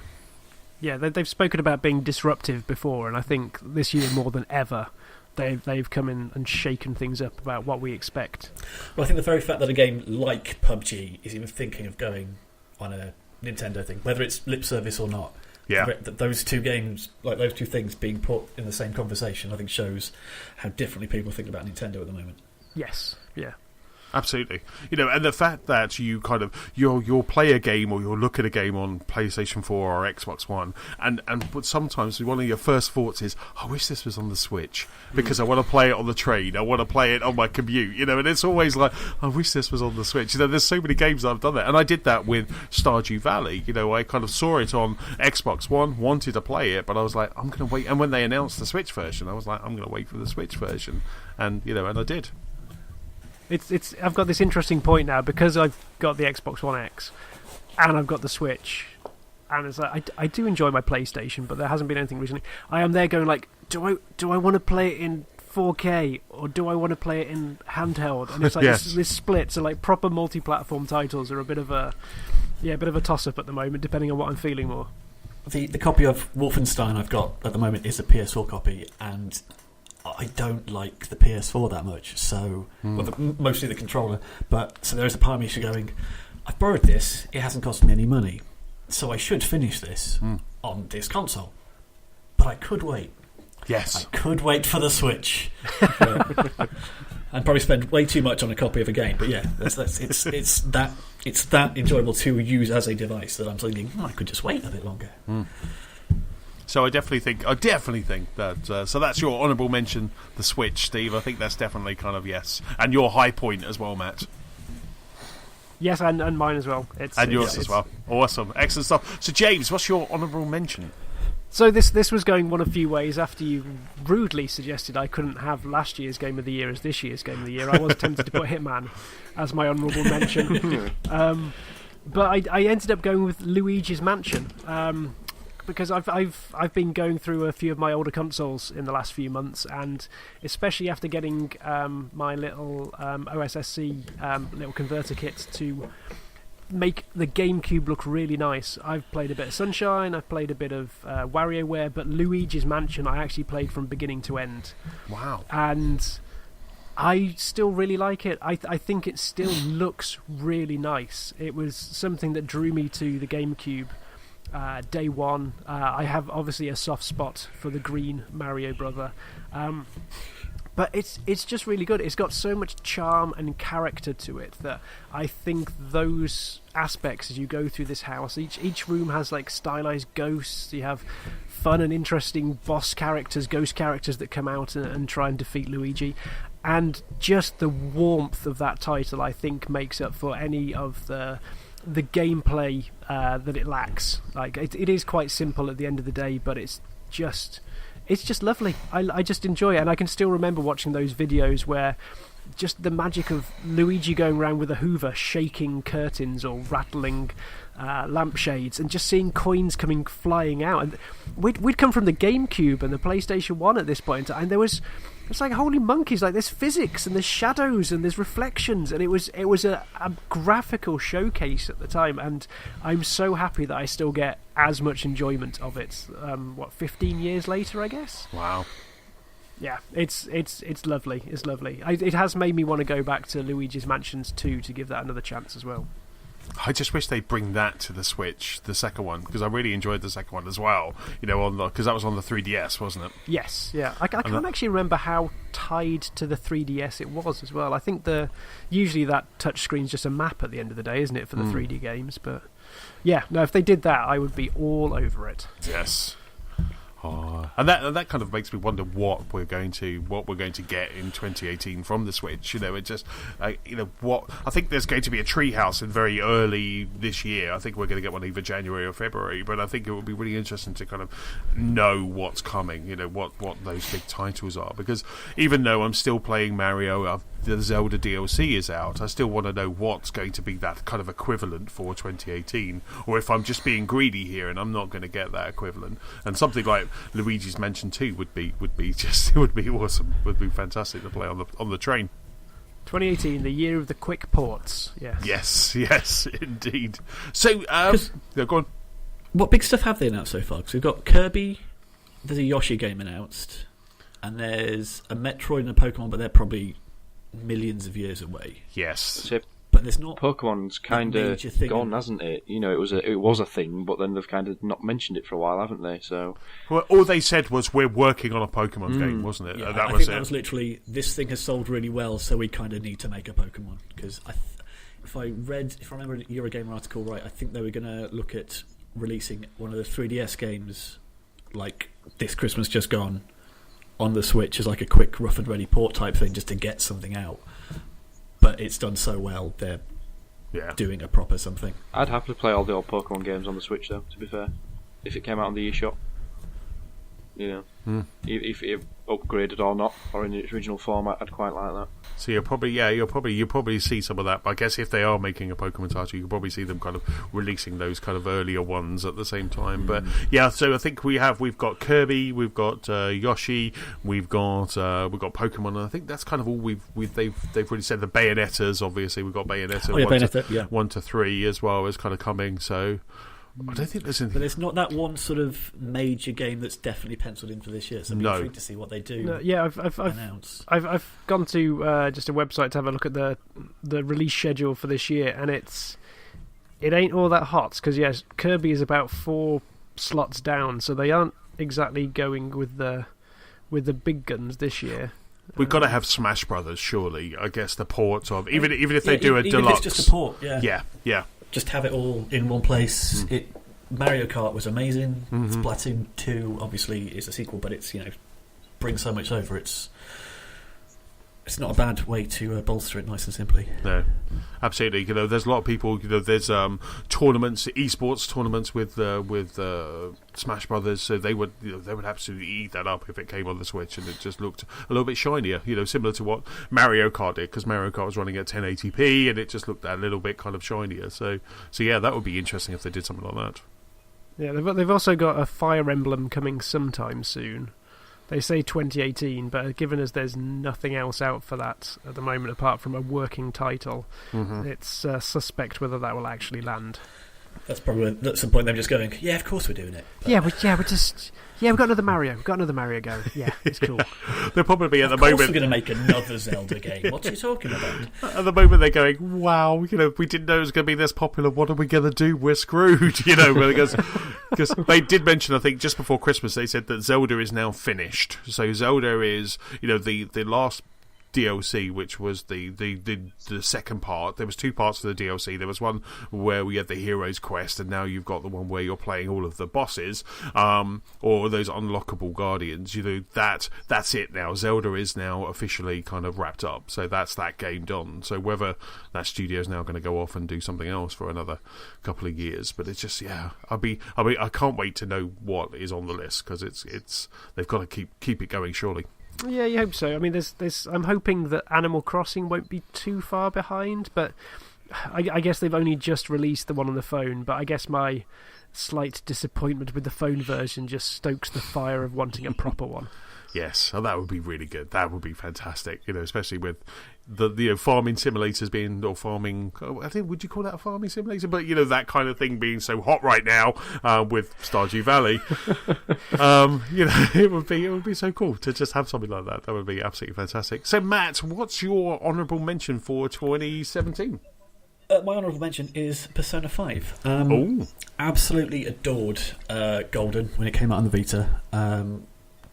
I don't think I ever went to finishing it, but I threw a few sort of stints, jumped in and out of it, thoroughly enjoyed it. So Persona 5 came out, and I put probably about 20-25 hours into it, and as is typical with me at the moment, kind of fell off it. But for those 25 hours, just really enjoyed it. Great little story, great little RPG type stuff, fantastic soundtrack, which I have next to me, but no CD player to play it on, damn it.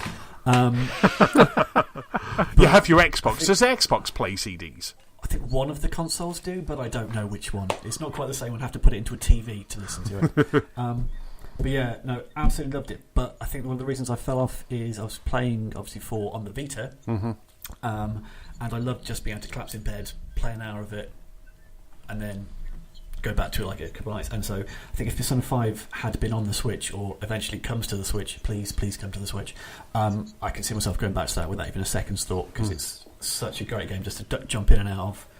And yeah, I really want it in my hands. Yes. I must admit, because I started playing that because Darren was big into kind of Persona, and he was playing that game, and I started playing that, and I really enjoyed it. Style wise, it was fantastic. Stylistically, it's glorious. Yeah, it's amazing. It's really is. I could just look at the art and stuff from that game for ages, and yeah. I'm interested because they are actually bringing out an anime series as well, aren't they? For Persona 5, they're bringing out a series that looks like the cutscenes. Oh, brilliant! Yeah, I didn't know that. That's awesome, because I need to watch the Persona 4 stuff, because they've done series and movie type things around that, I think. So at some point I'll subscribe to Crunchyroll and see what's going on. But yeah, though, it was definitely a fantastic game, and one that I wished I could have got more into. But I think for me it was like Horizon Zero Dawn and Zelda kind of came out around the same time, I think. Yeah, I think I was staying at my friend's in the spare room, in between houses, and I sort of was playing Zelda upstairs, went downstairs and saw him playing Horizon Zero Dawn. It's like, that, you have to go in straight lines, I can climb anywhere. The difference between the two was ridiculous. Yes, absolutely. For me, I think my honourable mention would have made it to the top 3, but my honourable mention is Stardew Valley. I waited for it to be released last year on the Switch, and it was released last year on the Switch, and it was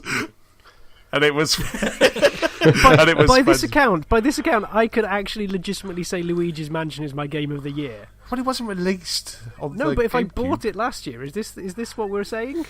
No, it was actually released on that platform. It was new to that console in 2017, Yes. wasn't it? But I absolutely just loved Stardew Valley. It was really interesting because I just I saw the trailer, I was instantly kind of hooked. I thought, this looks really good on the Xbox. I waited and waited for it to come out on the Switch, and when it did, it just absolutely hooked me. I let Matt name my farm. What did we go for at the end? What was it? Winchester Farm. So I think it's Winchester, Massachusetts. Winchester, Massachusetts. And I liked Wangs was my like on my thing, and it was absolutely fantastic. I never found anyone I could marry, probably because they just kept away from Winchester. But it was absolutely superb. The game clicked for me because I was playing it. And I was like, yeah, this is really good. I'm planting, I'm getting carrots. It's all very cool. I'm courgettes. I'm doing all of this, and this was all very cool.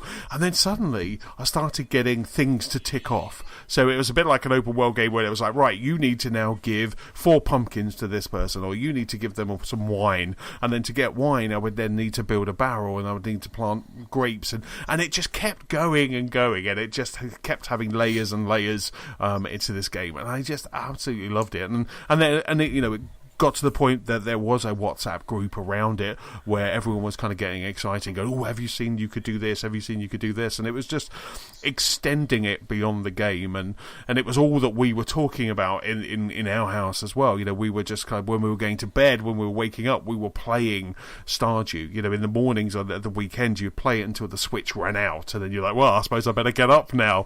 And then that was how I was playing kind of Stardew Valley, and it kind of brought me back to those games of Trouble in Paradise, the days of kind of playing Viva Pinata, where you'd be up until 3 a.m, you'd have a list, you'd have a spreadsheet, you knew what you needed to do, and it was just so much fun, and you had this big smile on your face. And so playing Stardew really did just bring back those Viva Pinata vibes. It really did just kind of bring that back. But it wasn't just because it stirred that emotion. This game was just a really good game, and to know that it was built by 2 people as well, it befuddles my brain that this was just like 2 developers, 1 developer really, but there was some assistance into it, and it's just fantastic. The music is great.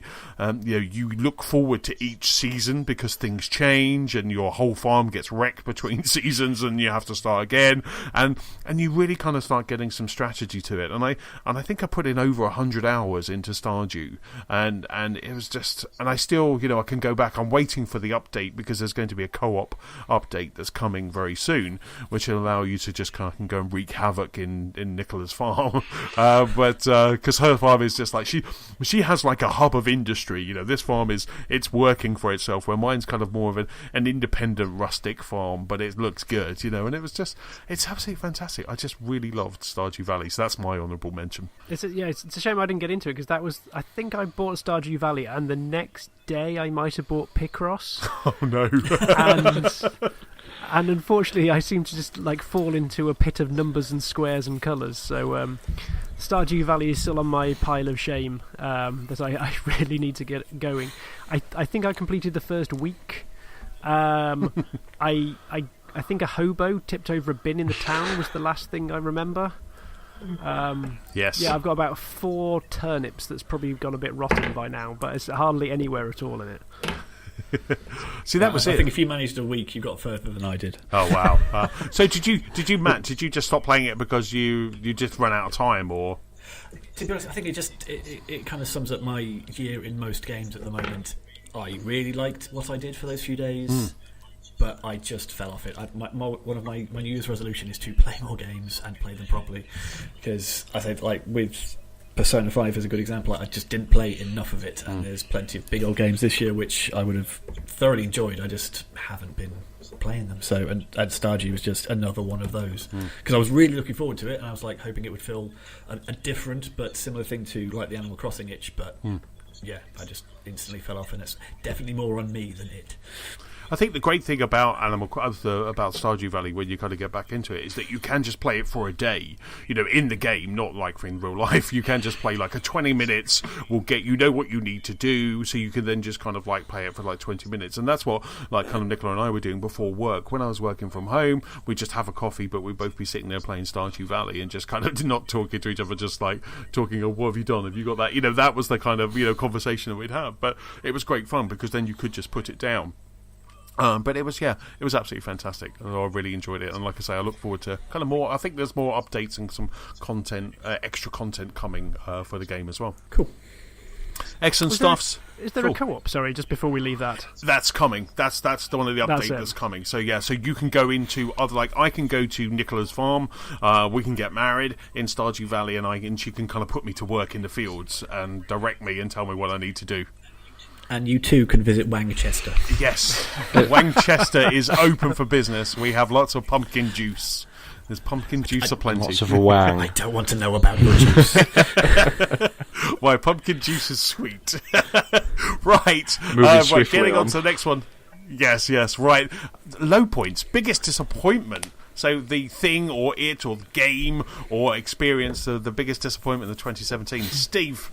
For me, it's Horizon Zero Dawn. And I think looking at the document we put together, I think you're the same there, Anthony, but a little bit different to me. But I played it and it was good, but that's it for me. It was good and that was it. And it looked stunning. Don't get me wrong. I mean, I've not got a PS4 Pro. I've got it on a non-PS4, and even on that, it looks stunning. So I can only imagine what it looked like, in 4K, and HDR. So it must have looked really, really good. But to me, they'd advertised it as this world with with these robotic dinosaurs have taken over the world and and they just completely missed a trick with it. To me, they just completely missed a trick, and it was just like I didn't feel lost in the world. I didn't feel like it was anything new, and we've never had this sort of world or environment before. But they took a new concept and made it feel like it had been done before. It wasn't unique, it wasn't different enough for me. Like I said, the story it was pretty good. The writing, the acting was pretty good, and it was good to see a strong female protagonist in the industry. Where it doesn't get enough exposure in terms of having females in gaming. So that was nice to see. But the dinosaurs, where was that? I just wanted more of that, and it was just. The story should have been more focused on that rather than why the world had gone or fallen to pieces like it did. Yes, we need to know that, but I didn't feel we really found out why the dinosaurs or the machines were a thing. It was just kind of they were just there. It's like they'd had the idea that we'll make robot dinosaurs, we'll make robot machines. The world's gone fallen apart, and then it's like, but why? And then someone's just gone, bugger. And they've got that far. We forgot about that. They've got that far. They'd made the game, and then they thought we should really have a story behind this somewhere. And like I say, that it could have been to me so much more. But I finished it. I played it through, and like I say, it looks fantastic. It's a brilliant game from Guerrilla. People behind Killzone, which it was bound to look great from what they've done before. But I just wanted more. I was left wanting more. That was my thing. And whether or not there's a sequel, I'm guessing there's going to be a sequel. I don't know. I'd imagine so. I mean, there's more DLC coming from. Oh, there's one out, isn't there? Is it Frozen? Yeah. Frozen Wilds or Frozen. One dropped. Yeah, something like that. Yeah, one dropped. I think the same day as PUBG. I think it was. It kind of dropped as PUBG, which was the Frozen Wild. Yeah. So that was the kind of DLC. So, so are you saying, Steve, at no point during the game they kind of tell you why the robots are there or how the robots are there? If they did, it was so irrelevant or insignificant that. Yeah. I ignored it. You kind of see sort of ghosts and shadows from the previous, the previous civilization, because you get I can't remember what it's called now, but you get this device where you can see bits of technology from the past. So, and there's just one person who, I think these machines are designed to help people to start with, but I don't see how they were. I don't see how robot dinosaurs were designed to help people to start with. I don't see in what aspect that was ever going to be a good thing. Whoever was designing these things, the warning sign should have been going up. We've made these big alligators and crocodiles and dinosaurs and stuff, and this isn't going to go wrong at all, is it? It's like Jurassic Park, isn't it? It's like someone makes all the... So what's this Velociraptor? Oh, it's to carry your shopping home. Yeah, I just ride it to work. It's cheaper. It's cheaper than running a car. Dressing them all in butler suits and just letting them off. Exactly. I've got a Velociraptor with a monocle. It's cheaper to insure than my car, but it's like, like I say, I think it is there, but it's so insignificant, or they just kind of do it in such a subtle manner that you don't really understand it. It's not really relevant. Like I say, to me, you've got robot dinosaurs. That should be a massive, a big thing about it. But they focus a lot more on the tribes behind it, which, to be fair, civilization kind of falling apart, and the tribes thing could have been its own thing without the dinosaurs. So it was either, I think they kind of, like I say, made the dinosaurs idea, ran with that, and then kind of put that in the background. That's how it felt to me. Whether that came across to other people or not, I don't know. But I want story before looks. That's my issue. It's like with the Switch. I'd have a great game that's got a really endearing story or keeps me hooked with its writing and the timing. It absorbs you in it as to whether it looks, because the Switch can't perform as well as the Xbox One and the PS4. But I want something that I'm attached to before. Oh, that looks really nice. I'm going to play that for 30 hours just because it looks nice. That's not what I want. Which I feel a little bit that was what Horizon Zero Dawn was going for. Yeah, absolutely. I mean, for me, Horizon Zero Dawn is also kind of my biggest disappointment. But mine kind of has like a slight wonk on that. Is that it was going back to Horizon Zero Dawn after I played Zelda. So I played Zelda for something like 140 hours and then went back to Horizon Zero Dawn and was just befuddled by the things that I couldn't do in Horizon. I couldn't jump a wall. Like there was this area in Horizon where you had to get to a point, you had to go round this big fire, and you had to kind of creep around one, and you had to do something. And I was like, right, I'm going to climb up here, I'm going to run along there, jump on there. But of course, I couldn't climb up that wall because that wasn't a wall that was deemed climbable for the game mechanics. And it was so suddenly I just had this game that was just, you can go anywhere, you can do anything, and then suddenly I was really constrained. So my biggest appointment was really kind of just going back to Horizon after having just Zelda ruin games for me for 2017, and that was just a really big, and I haven't been back to it. I mean, I took a day off to play Horizon, and I should have been smart like James. I should have finished Horizon first before jumping into Zelda, but I didn't. I took a day off and I enjoyed it, and it did look great on 4K and HDR, and I just absolutely loved playing it for that entire day, but I didn't finish it that day, and then Zelda came out the next, and I picked up Zelda. I picked up my Switch on that Friday and just started playing Zelda, and I didn't want to put that down. So Horizon Zero Dawn got a backseat, and then when I went back to it, I've put it down. I haven't finished that game, and I just feel that's wrong to not finish that game in 2017. Yeah.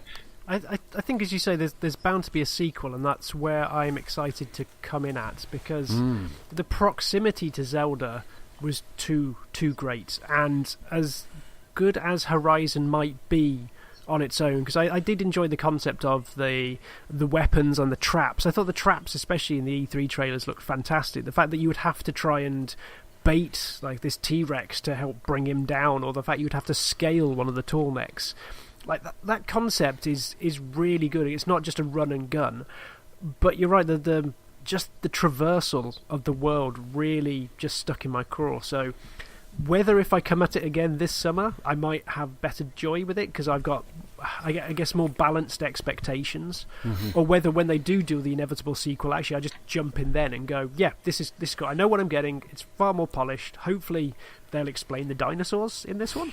But yeah, it's well, you need the DLC to learn about the dinosaurs. Yes. Oh, okay. It's an unlockable loot box. You need to pay to understand it. But fantastic. I mean, yeah. So I think the game itself, it looked great. It was a fantastic, but it just fell short. I think, like I say, Zelda probably ruined it. And I think if that would have maybe got out a couple of months before Zelda, or even a month before Zelda, I think I would have had a lot better time. But there are some people that you talk to, it's the complete opposite. They preferred Horizon over Zelda and didn't like that kind of open worldness. But I just. Well, unfortunately, some people are just wrong. Yes. So those people, yes, we call wrong. So, James, what's your biggest disappointment of 2017? What was the one that really got you going? Grrr? It's Arms. Arms. I was bitterly disappointed with Arms, and I think almost the same as last year, where my biggest disappointment was No Man's Sky. I just felt for what it was, it could have been a nice little... Arms could have been this really nice little £10, £15 game that I downloaded and thought, this is a treat. This is a little fun multiplayer. This is good just to have a bit of a laugh with it. Because the actual core mechanics of Arms I really enjoyed. As much as we bagged upon the Switch for its motion controls in Mario, where you have to literally just throw the whole Switch console up in the air to get Mario to climb up a freaking pole quicker. I found the fact you have to flick the controllers and then curve the arms around. There were some really interesting things that was happening with that. As you could get around people's parries, you could potentially attack and duck and weave around their attacks, and it had potential. But it was 50 quid. It was 50 quid.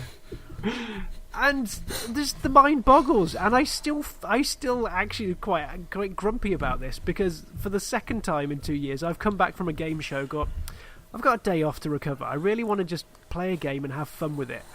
Last year I got wound up with No Man's Sky. This year I got wound up with Arms, because I pretty much played through it in an hour and went, oh, is that it? And oh no, you can go online. You can go online and just you can really get your money's worth by becoming a pro. Balls to that. Everyone online is a douche. They're just there and just power shot. There's none of the finesse that I really enjoyed with the actual mechanics of the game. It's just the usual. I'm going to do the Arms equivalent of a leg sweep and win. Just forget this. I think it's the only game on the Switch I've actively uninstalled, despite having so much space thanks to my giant memory card in there. It's just bitter, and I resent it. Would you like to archive this software? No. Just get rid of it. Burn it. I will take the hit, remove it from my account. So did you buy it digitally then? Yes. Oh, okay. Oh. See, in this joyful age where everything, as far as I'm concerned, should be digital, then I can carry it around in this utopian Switch-like world, so I don't have to swap the cartridges. Yep. I have been hit on more than one occasion. No Man's Sky again last year. This Arms this year. I should learn. Every year there'll be one game that I get particularly wound up about because I've dropped money and I can't trade it in. I mean, I guess 95% of my purchases have been absolutely fine, but 50 quid for a Punch-Out rip-off. Wow. I think... Because I got Arms 2 pretty much around launch, but I think I'm slightly less miffed because A, I got it for cheaper than 50 quid, and B, I got it physically, so I then quickly got rid of it. Didn't you trade it in for more than you bought it for? Yes, I did. Which is even That's smart shopping, savvy shopping. That makes Arms your high point of the year. Actually, game of the year, because it made me get one of my games of the year. Yeah. Oh, that's just so cool. But yes, so Matt, what's your biggest disappointment of 2017? Mine's a bit of a weird one because it's actually probably the game I played most this year. So my biggest disappointment is Destiny 2. Oh, because if you were to do a tick list of everything that Destiny 2 improved over Destiny 1, it would be a big old list and pretty much everything you wanted. Yes, but it took away one of the most important things at the same time, because Destiny is a Bungie game, so the actual playing of it is great. You can shoot things, and it's probably the best feeling shooter there is. Console wise, at least. I can't talk for PC, but it's the best feeling shooter that I played. Destiny 1, I think it had a story, but Destiny 2, you've actually got a straight right. You can have a story, you play it, you can follow it, and it's all that.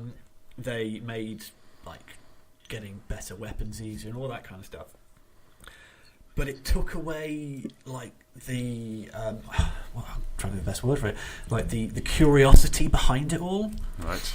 So whereas in Destiny 1 there was you could get a thing and you didn't know quite what it did straight away, or you had to sort of power up some of your weapons by using it and all this kind of stuff. It streamlined it so much in Destiny 2 that I just stopped playing it a lot quicker. So Destiny 1 I put in probably 300, 400 hours. And a good chunk of that before the year end, so obviously I put in a lot less now. And I kept going back to it no matter what. And Destiny 2, we've had that Sunday where we played the raid.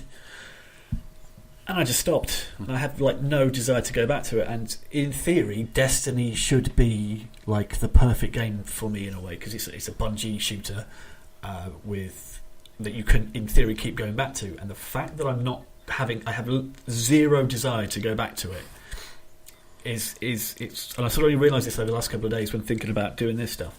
It's actually quite impressive that they've managed to like switch that off for me personally so well, and so on that front I'm hugely disappointed by the game I played the most this year. Wow, that's really interesting. So are you interested in going back with the DLC or to see if they fixed anything, or is it kind of really if anything like all the scuttlebutt around like a lot of the issues people are having, Pete is telling me off more every time like a new cycle hits.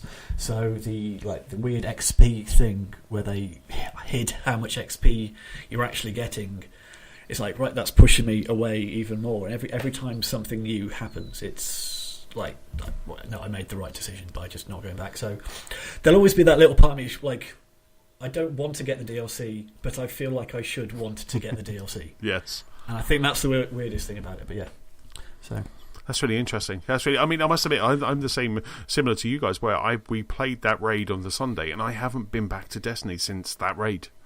You know, that almost kind of, and for me, you get the season pass as well. I did, yeah. We have the Curse of Osiris.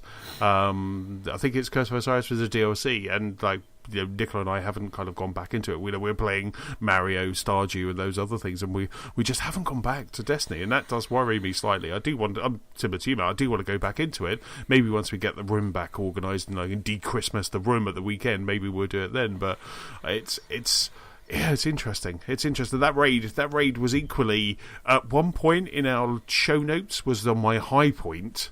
And it was also on my disappointment as well, because I didn't play the Destiny raid in the first. I didn't play the raids in the first Destiny, but I enjoyed playing that so much. But at the same time, it did exactly what you just said, where it just, I'm like, yeah, I've had enough of Destiny. You know, it kind of almost. I think the first room on the raid with like the baths and stuff, that was like really good, because we could feel ourselves making progress, and like we could see where we needed to get to. Whereas as soon as we got into that second room, and it was all just seemed so more by luck than judgment that we were working anything out. And I think if you compare that to the Vault of Glass, which obviously you've not played out, no. James, you did with us. Yep. Did you do Vault of Glass? Yeah, the second time through. Yeah. And it's like honestly one of my favourite gaming experiences to have that then turned into this, where I kind of, if it wasn't playing with you guys, I'd have probably like, right guys, I've had enough. Yeah. Can you imagine if we got like the Gauntlet or the dogs first off? What was the dogs? Because that's one that would be the second time we tried to go through. Yeah. It was an encounter built on randomness, as far as I'm concerned, which is never a good thing when you want predictability so you can learn and improve. But even like the Gauntlet, where we had to try and figure out just how to jump through a weird Krypton Factor style obstacle course around the edge of it was. If that had been my first experience in the raid, we'd have spent 6 hours just hitting our heads against a wall and going, screw this. Yes, yeah. And it's so different. The raid was so different to the gameplay of Destiny as well. You know, like I say, it was just when you're playing Destiny, you're enjoying it. When Nicola and I are co-oping through the story, when we're doing the strikes, when we're doing all of that stuff, that feels fantastic. And then that raid was equally just bonkers, but hard and just crazy and random. And it feels so not like the Destiny that I've played for 200 hours plus. It was very bizarre. So like I say, it kind of bounced around my list from high point to disappointment to no, I'm just taking it off the list. But it's quite interesting to see that you've got it on there as well. It was a weird comfort food at times, I found, because the actual core was actually good fun. Like the actual shooting, the actual motion through, but I couldn't tell you half of what we did. I enjoyed getting raid ready more than doing the raid. Yeah, that makes sense. I achieved it a lot quicker this time, but I can't say I enjoyed it more, because I think it was great that they gave you these. Right, every week you have like 4 or whatever is guaranteed. These things are going to be better or what you've got. And obviously in Destiny 1 it was all luck of the draw, but I think it was just if they needed to find a middle ground, Yes. rather than they took it too far to we're going to make everything streamlined. Like the guy who gives you or can sells you fun stuff on the weekend, Zer. Yep, snaky face. Yes, snaky face. In Destiny 1, obviously you had to find snaky face around the tower. Didn't know where he was in there, but you had to look around. Yeah. Now he's in a big map, but they've just marked him on the map. It's like, yes, that makes sense to a degree that we should know where he is, but you've also taken away all the interest around it. Yes. So, like, put him on a map, tell me he's there, tell me in which sort of section he is, but let me find him. Yeah. And there's, like, every decision seems to be in that sort of vein of, like, right, we're just going to hand it to you too much. And, yeah, not what I wanted from Destiny 2. No. Interesting. No, that's really good. So, get to kind of more kind of happier times. Steve, what's been your high point of 2017? The biggest point for me is rediscovering, like James touched on earlier, is the games, or the older games, should I say. This year I picked up a GameCube and an original Xbox. So the intention being that when we do get the new house, I can get the games room back up and running, and I have the collection of the new consoles and the old consoles together, and have more than one TV in there. So we've got the big TV for the new consoles and a small one for the older ones. So I got the GameCube first, which created the whole Mario Sunshine argument amongst the Sparks and the brief mentions in the podcasts since then. So I got a few of those games there because, like I said, the GameCube was the first Nintendo console that I properly had. So there was quite a few games that I picked up for that, and then I got the original Xbox for my birthday this year in September.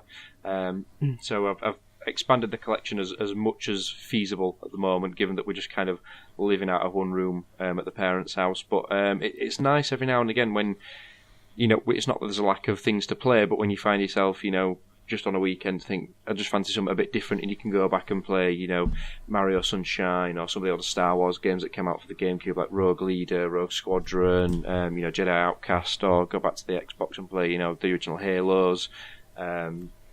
GTA. I've got the GTA, double pack on the original Xbox as well. So it's nice to play like GTA 3, Vice City. Just to go back and just, we've got them. Some of these games you can get on, on the store on the Xbox or the PlayStation, but you're playing it in its true form, and it's nice just to go back and I don't have like the old Duke controller for the Xbox, but to hold the old Xbox pad. And to go back and see the things that have old, like just no auto saving. That's the biggest thing that tripped me up. Is I'd played GTA 3 for quite some time, and then just turned it off. I just completely forgot to save it, and it's like, and then you go back and you pretty much start again. It's like you take so much for granted that these things do, and that it's so nice just to go back down memory lane every now and again. So yeah, eventually, hopefully I'll have we've got a PS2 somewhere that will come out when we move out again. So I'm aiming to continue that into 2018. But that was the biggest thing for me to find a bit more enjoyment in gaming when things would get a little bit humdrum. If we didn't have the Switch this year, I think it probably been an altogether a little bit of a sort of a flat year. But yeah, I enjoyed the retro side of things now, so that's my highlight. Excellent stuff, superb. So James, we had yours. That was being a rooftop hipster. That was your high points.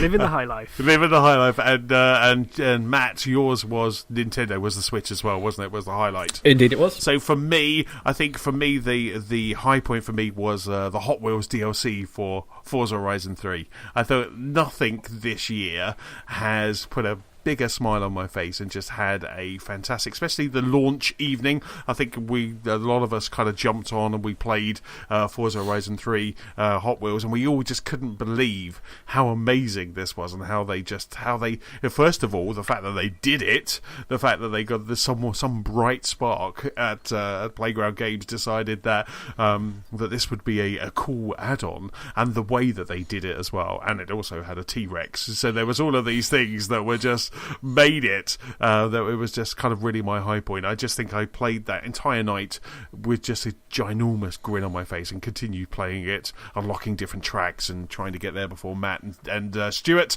and just kind of finding all those roads before you guys did, and to that kind of like stay up until 1 o'clock in the morning trying to do stuff like that, and it was my game of the year last year, so I'm almost kind of doing a James here, but it's just like, it was my game of the year last year, but it was just that Hot Wheels DLC for Forza Horizon 3 was just stupendous, and I just absolutely loved it. I thought that was definitely my high point. Nice. There's something joyful about it as well, just the utter surprise of that tie-in, because I think we've all seen car tracks, like new areas, like with the snow expand, and it's like we've seen all sorts of DLC. We've seen all the DLC they can offer, and then this just comes out of complete left field, and you have to check the news story to make sure you've read it right. And it's just a fun. They've gone for fun in this, and I really respect that in this day and age. I think I remember someone talking about it in one of the many group chats, and pretty much the response was, "Are you sure? Is that really?" And then someone mentioned Dinosaur, and James was obviously very happy about it. It's not a dinosaur! I'm downloading it now, right now. But no, that was just, it was just fantastic. But in fairness to Steve, they didn't really explain the presence of the dinosaur. No. Working in toy retail, there's just sometimes you get dinosaurs in Hot Wheel tracks. Yes. To be fair, the presence of the dinosaur genuinely is more logical in that than Horizon Zero Dawn. That's the bizarre thing out of those two games right there. Yeah. If you play the DLC, all the audio logs that are in there, you can... 2017 was the year of the unexplained dinosaurs. That's what it There was one in Mario as well, so there was dinosaurs everywhere. Yeah. And that one is just not explained. What is that doing there? Why can you only have it for a brief moment in time? I mean, well, there's a sleeping T-Rex. What more do you need to say? You don't need an explanation, do you? Exactly. It's because the hat can only power so much a creature. I don't know. Yes, I think you're right. I think it does say something like that. It's like, I'm tired. I can only the power of the T-Rex. I think that's it. So. But yes, that was my high point. Not the T-Rex in that, but the Hot Wheels DLC. It was just that orange track, and in HDR, that orange track just looked absolutely gorgeous. The way it glowed. It was so nice, and I'm hoping. I think we are probably a week and change away from the 4K update hitting Forza Horizon 3, and I'm looking forward to that kind of 4K HDR kind of let's go back, let's grab everyone and go back into Forza Horizon 3. There has been talk about trying to arrange an evening again, so this sounds like the right time to drag everyone else on just so we can see shininess. And yes. Peasants can sit and see it in just normal 1080. So, on sheer principle, I might plug in the CRT that I got over Christmas and just see if I could get playing on that. Well, that'd be so cool. You did say Forza 3, didn't you? Fantastic. So that is all of our kind of fun kind of points. I guess. Oh, actually, no. We've got one more, which is 2018 predictions. Let's say 2018 predictions, James. What's in your crystal ball? I was in a grumpy mood when I wrote this list. Right. Standard then. Yes. Yeah. I was honestly like, what positive things could I think of that I actually believe that could happen? I was trying to think there might, like on a punt, I think there might be another Toys to Life thing coming out this year. I reckon with Disney and Lego like moving to one side, there might be space in a market for someone else. I don't know who. I just wonder that might be a thing. But my didn't someone at E3 have a Toys to Life last year on it? Like you built a vehicle of some kind? Oh yes, the on the PlayStation 4, wasn't it? I can't remember specifics. Was it Ubisoft, or am I just assuming they'd do something silly? I honestly can't remember that one. I think there was something announced at E3. It wasn't like a major, this is going to revolutionise the world type announcement, but I'm sure there was something. Yeah. Yes, it was. Have a look on Ant's face. It was like a No Man's Sky, wasn't it? It was like a No Man's Sky meets Toys to Life. I was thrilled at that news. But it looked like it. I think they said like you don't necessarily need the toys. You could do stuff in game to get them. I can't remember. But yeah, there was something that was announced anyway. Okay, so scratch that as that prediction's already. So there's his positivity gone down the toilet straight away. Yeah. So the one I'm banking is that negative Nancy that I am. I will predict there will still be no Final Fantasy VII, there will still be no Shenmue, there will still be no Red Dead, and there will be no Anthem this calendar year. No Red Dead. Yeah, I would bet large amounts of money that everything you just said is correct. Yeah, I'd be willing to Red make Dead a donation is to destined to charity be a May on the back of 2019. this. I was trying to think of some more. Like as I went down this route, I was trying to think of what more might slip, but I thought I'd leave it at this. And you're like, Christmas is cancelled too. Christmas will be released in May 2019 as DLC. It turns out the processor bug has affected all of our consoles, and Intel are coming around to collect them all. I don't care if it's not Intel; they're just coming for them. I cannot find. I'm just trying to fact check what that game was, but I cannot find it. So it's done a really good job. Good job, whoever's publishing that and making it Google friendly. Wow.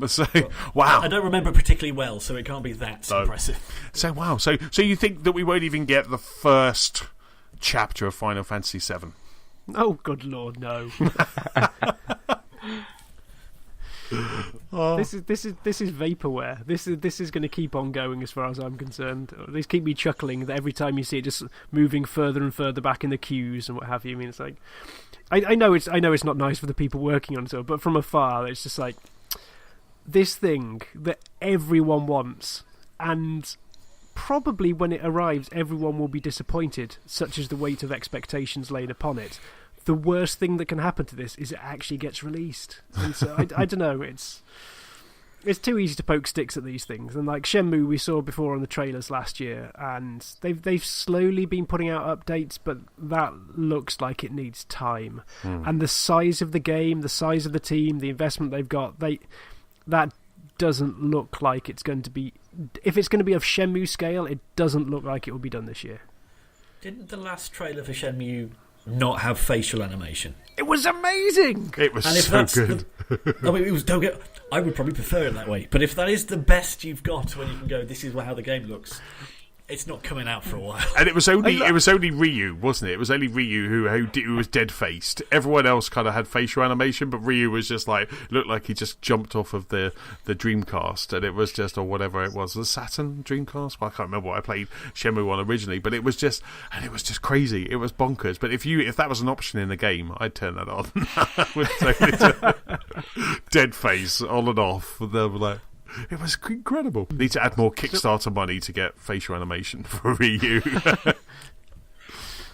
Okay, so can someone step forward with a slightly more positive spin on this? Yes. Steve? Have you got something? For what's happening in 2018, my prediction.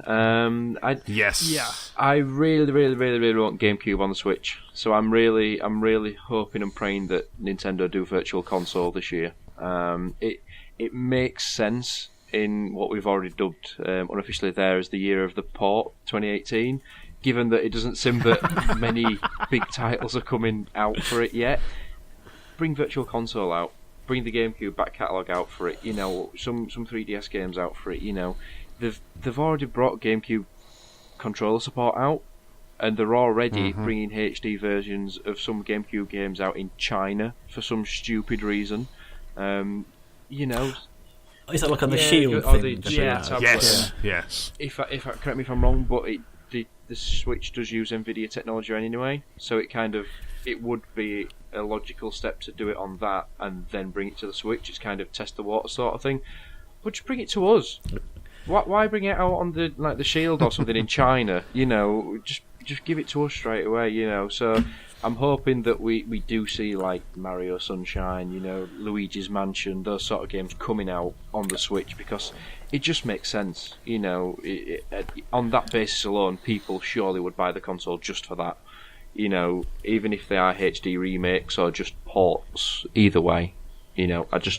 So I'm with you with it. I would love to see this happen, but one of the big things that I worry about is that the controller doesn't quite have the same functionality.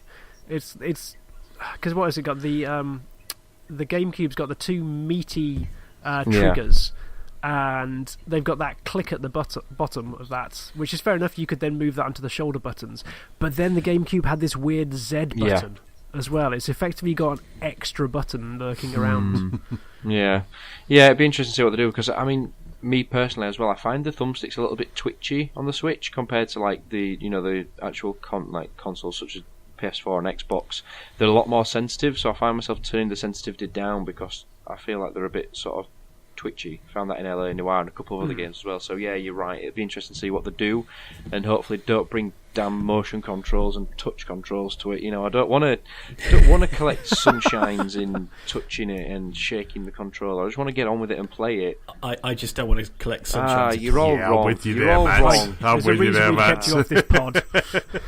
No, you're all wrong. But it's like James, with Luigi's Mansion. You don't want to end up starting to poke and prod like curtains and all that nonsense to find coins and ghosts and what have you. Just give it to me how it was. Let me play it how it used to be. But equally to your concerns, they are putting them out, so they must have got some kind of solution, because most controllers are sort of relatively uniform at the moment. So if it fits something that's attached to a shield, then they must have done something that makes it fit. And I mean, whether that's good or not, who knows yet. And obviously there's the Pro Controller support, isn't there, as well, and other controls that you can use on the Switch. So yeah, it'd be interesting to see it. And like you said earlier, Matt, if they bring older games, like NES games, and they've got Mario Kart and things, and they bring multiplayer to that, that's brilliant. You can have the nostalgia of playing split screen NES Mario Kart, but obviously over the internet, albeit as long as the multiplayer support works from Nintendo and it doesn't fall apart and you've got to have an app to do that. Sorry, you can't do that. So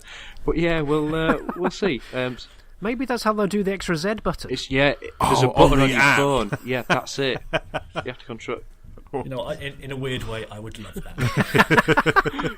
Just every now and again, they'll just bring a Z button feature out. Quick, get your phone. It's like, missed the boat. Sorry. But yeah, I'm hopeful for that, because that to me would make the Switch for me like a perfect console in a way. So yeah, I think it's got a lot to give, and hopefully Nintendo will give it to us eventually. I'm going to be intrigued to see what they do virtual console-wise, because I don't think they've used the words virtual console. No, they haven't. I think we have, obviously, so I think they might be thinking about it differently to previous consoles, so it will be really intriguing to see how they go with it all. I would just love a Netflix for Nintendo back catalogue. I'd love that. Yeah, that'd be great. Every now and then Nintendo they Flix. cycle a whole load in. Yeah, exactly. They cycle a whole load in, and then maybe kind of like Netflix. Sometimes it's gone. You go in there, so they would just keep doing that, and then obviously you could buy that game, and then it's there. But I would pay an extra subscription for that kind of Nintendo Netflix. Well, that's kind of their online service sounds like it's going to be a light version of that. So if they can bulk it out with more games from what they originally thought, that would be grand. But we shall see. Excellent stuff. So predictions, Matt. What's your prediction for 2018? It's not so much a prediction as they better do this. I want Animal Crossing. We've mentioned this a few times in various things, but I want/need an Animal Crossing, so I'm going to predict that they will announce and release an Animal Crossing. I think they'll probably look at those numbers for Pocket Camp, see how excited everyone was and how quickly most people fell off of it, and say, yes, we need to do this, and because it was, when it first came out, people going, this is all I ever need, this is fantastic, and then suddenly it was like, no, I need a full version, I need that full version, and because that one lost the soul of Animal Crossing, so if they can do it. And my favourite Animal Crossings have always been the handheld ones, because I like to sit in the office at work and get some fruit and do some weeds. I don't need to load up a big console, turn on TV and do all this just to jump in and out. So having it on the Switch would be perfect. So I am all of my fingers and toes are crossed that this will happen at some point. Maybe like in a direct, they'll just announce that they're going to do it, but maybe not until 2019. Well, as you said earlier, they've got a direct at some point in theory in January, so if they can just mention it, that'll make me happy enough, Yeah, it's easy to show you a screenshot.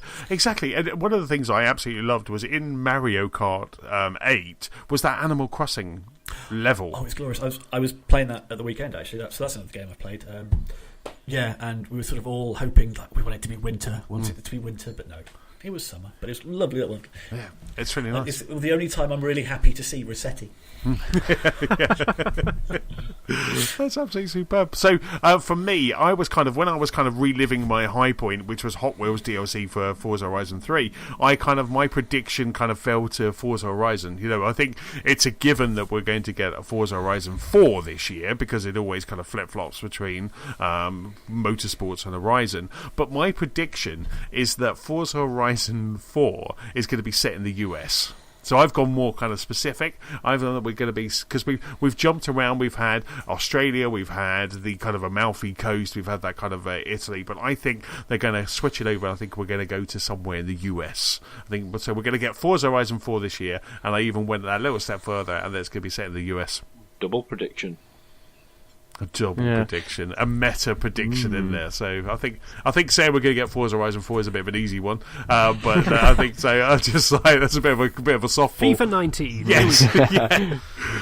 Yeah. I did see a picture I think Forza 4, albeit probably it was turned out to be fake. But someone knocked up set in Japan. That would be cool. Imagine, driving through Japanese mountains, and that would obviously bring in the drifting element of things, which that would be quite cool. I'm not a big fan of the drifting segment, but it makes sense. The drift scene over in Japan is quite a big thing, around the mountains and up and down there. So that'd springtime with the blossom trees. That would be a very lovely use of 4K and HDR. But in America, well, it depends where you put it, though, doesn't it? Because you've got so many different parts of America and states in America where you think, oh, it'd be really good there, or oh, it'd be really good there, because like California, driving through there, but then like the north where it gets snowy, so it's it'd be interesting to see where, if they did go for America, whereabouts they'd actually settle on. All of it. Just go for America. Just everywhere. You could have city tracks with New York. You could, like you say, you could have city tracks, desert tracks with Nirvana and kind of around Vegas. And this would be awesome. This would be like the holiday that I driving from have. coast to coast. See, what you want to do then is you want to play The Crew, because The Crew was amazing, and that was all of America. Oh, really? Was it? Yeah. Well, I mean, obviously a condensed down version. Yes. But yeah, you could. The map was immense. Wow. What was that on? Was that on 360 or Xbox One? Or? No, that was Xbox One. Haven't they done a Crew 2 as well? It's coming out. I think I've delayed it to at some point later this year. But yeah, no, the game with the actual races and story of The Crew I can give or take, but driving around that huge map, because I barely touched probably about 10% of the darn thing, and I've played it on Xbox and PS4. And yeah, it was amazing. Fantastic. I might have a look. I wonder if that's in EA Access. That would be tricky because it's Ubisoft. No, that would be incredibly tricky then. That I thought that was the EA game. I think it was a game with gold at one point. Right. So you might actually. That was one of the games that came out near launch, was it? If I'm thinking rightly. I think it. Launch was the year after. Yeah, it was an early-ish in the grand scheme, but yeah. I love that. That's awesome. Right, so let's jump into, we've done the predictions, we've done all that, let's jump into kind of top 3 games of 2017. Matt, what's your number 3 game? I'll do that. Just you want to jump that when I was having a swig of drink, thank you. I'm not if the professional throw you under the bus so what's your number 3 game of 2017? Right, it's one I've already mentioned. The fact that this has made my top 3 kind of shows to a degree that I haven't played the most games this year, because it's Mario Odyssey. Right. So I think in many years, like if I'd have finished Wolfenstein, I have good feelings that would probably slipped it down a bit. Mario Odyssey is very good at its core, as I mentioned earlier. There are certain design choices which I wasn't as keen on, but as in actual the base controlling Mario, jumping around, delightful as always. But yeah, as I say, if they'd have made it a little bit tighter and like a bit more structured, it would have probably jumped up my list a little bit, or been on 3 more by merit than default. But yeah, no, that's Mario. I'm guessing you guys could probably say a little bit more than I can. Glowing praise. It is great, but it's just unfortunate that my issues with it sort of just are large niggles, because it is a great game. Yes. Yeah, but I think you and I are critical over it more, possibly more, because it is a great game. So the flaws then do stand out more. Exactly. I think at that point in time. So do you think you've got to that point where you're kind of you're because it's appearing higher on both Steve and Isaac, so we'll probably talk about it a bit more. But do you think that that's it? That you guys are just kind of looking at it and because you've grown up with Nintendo, that you do have that kind of extra critical eye on it, or is it just that there was? I don't think that's really. It's such a different take on Mario. If it was just like a straight 2D platformer and they'd done something crazy, that'd probably be more the case. But because if anything, obviously, Sunshine. I'm not going to mention it. You just did. And Galaxy mentioned what? And the Galaxy games, I didn't really touch those either. So in 3D Mario games, it's only compared to Mario 64. Obviously, that was so long ago. It is a fresh take to me. But yeah, no, I think it's just the fact that I can see the great game behind the poor sort of structural choices is probably the frustrating part more than anything. Yeah. And like I say, I think we'll kind of get on to it in the next round, maybe, or the next round, because I know kind of it's... and we can have a more positive conversation, because I do like it. Yes. So, I mean, so is that it with you, kind of a Mario now? Are you kind of, I've gone that far, or maybe if you kind of jump on a train, plane, or a trip, you might just kind of jump in to get some more moons? Yeah, I mean, I'm not averse to playing it some more. I think it's definitely nipped down my list now, because I say with Wolfenstein sitting unplayed, that's going to probably jump up and try and occupy some more time. But I will give it another go, because I think what I quite enjoyed is going back to it. So, because I played it like the first weekend it was out, and really enjoyed my first session. Second session, not so much, and the third one was like, right, let's stop this for a bit. And the few times I've gone back to it, it's always been like, oh man, Mario's great. But then the more I play it, the more I don't want to, so I'll probably give it a month or so, and that first time I jump back in is probably going to be great, because I'll be controlling Mario, I will be unlocking new stuff, and so I'll probably try and do it that way, not every day doing half an hour, but every month or so do it for a few hours, and seem to enjoy it more that way. Yeah. Plus, I did just unlock Waluigi's cap, so I need to get a few more so I can get the rest of his delightful ensemble. As soon as you get his trousers, that's it. Game of the year. Yeah, you'll be like, I want to come back. 2018's Game of the Year. Trousers came out in 2018, yes, exactly. So yeah, why not? Yep. I'll allow that. Honourable mention to Waluigi's trousers. Superb. So, James, what's your number 3? So I feel I have to add a caveat to this as well, because looking at it analytically, there were so many good games out this year. Yes. But I just feel I don't know whether I just didn't find hooks in them to keep me there, because I played Horizon Zero Dawn and enjoyed parts of it, but not others. I played Mario Odyssey, enjoyed parts of it, not others. So I almost think that my list was there was one definite winner, and then everything else was so far behind. It was a proper debate about what to put where. So I've gone for number 3 on my list is Life is Strange Before the Storm.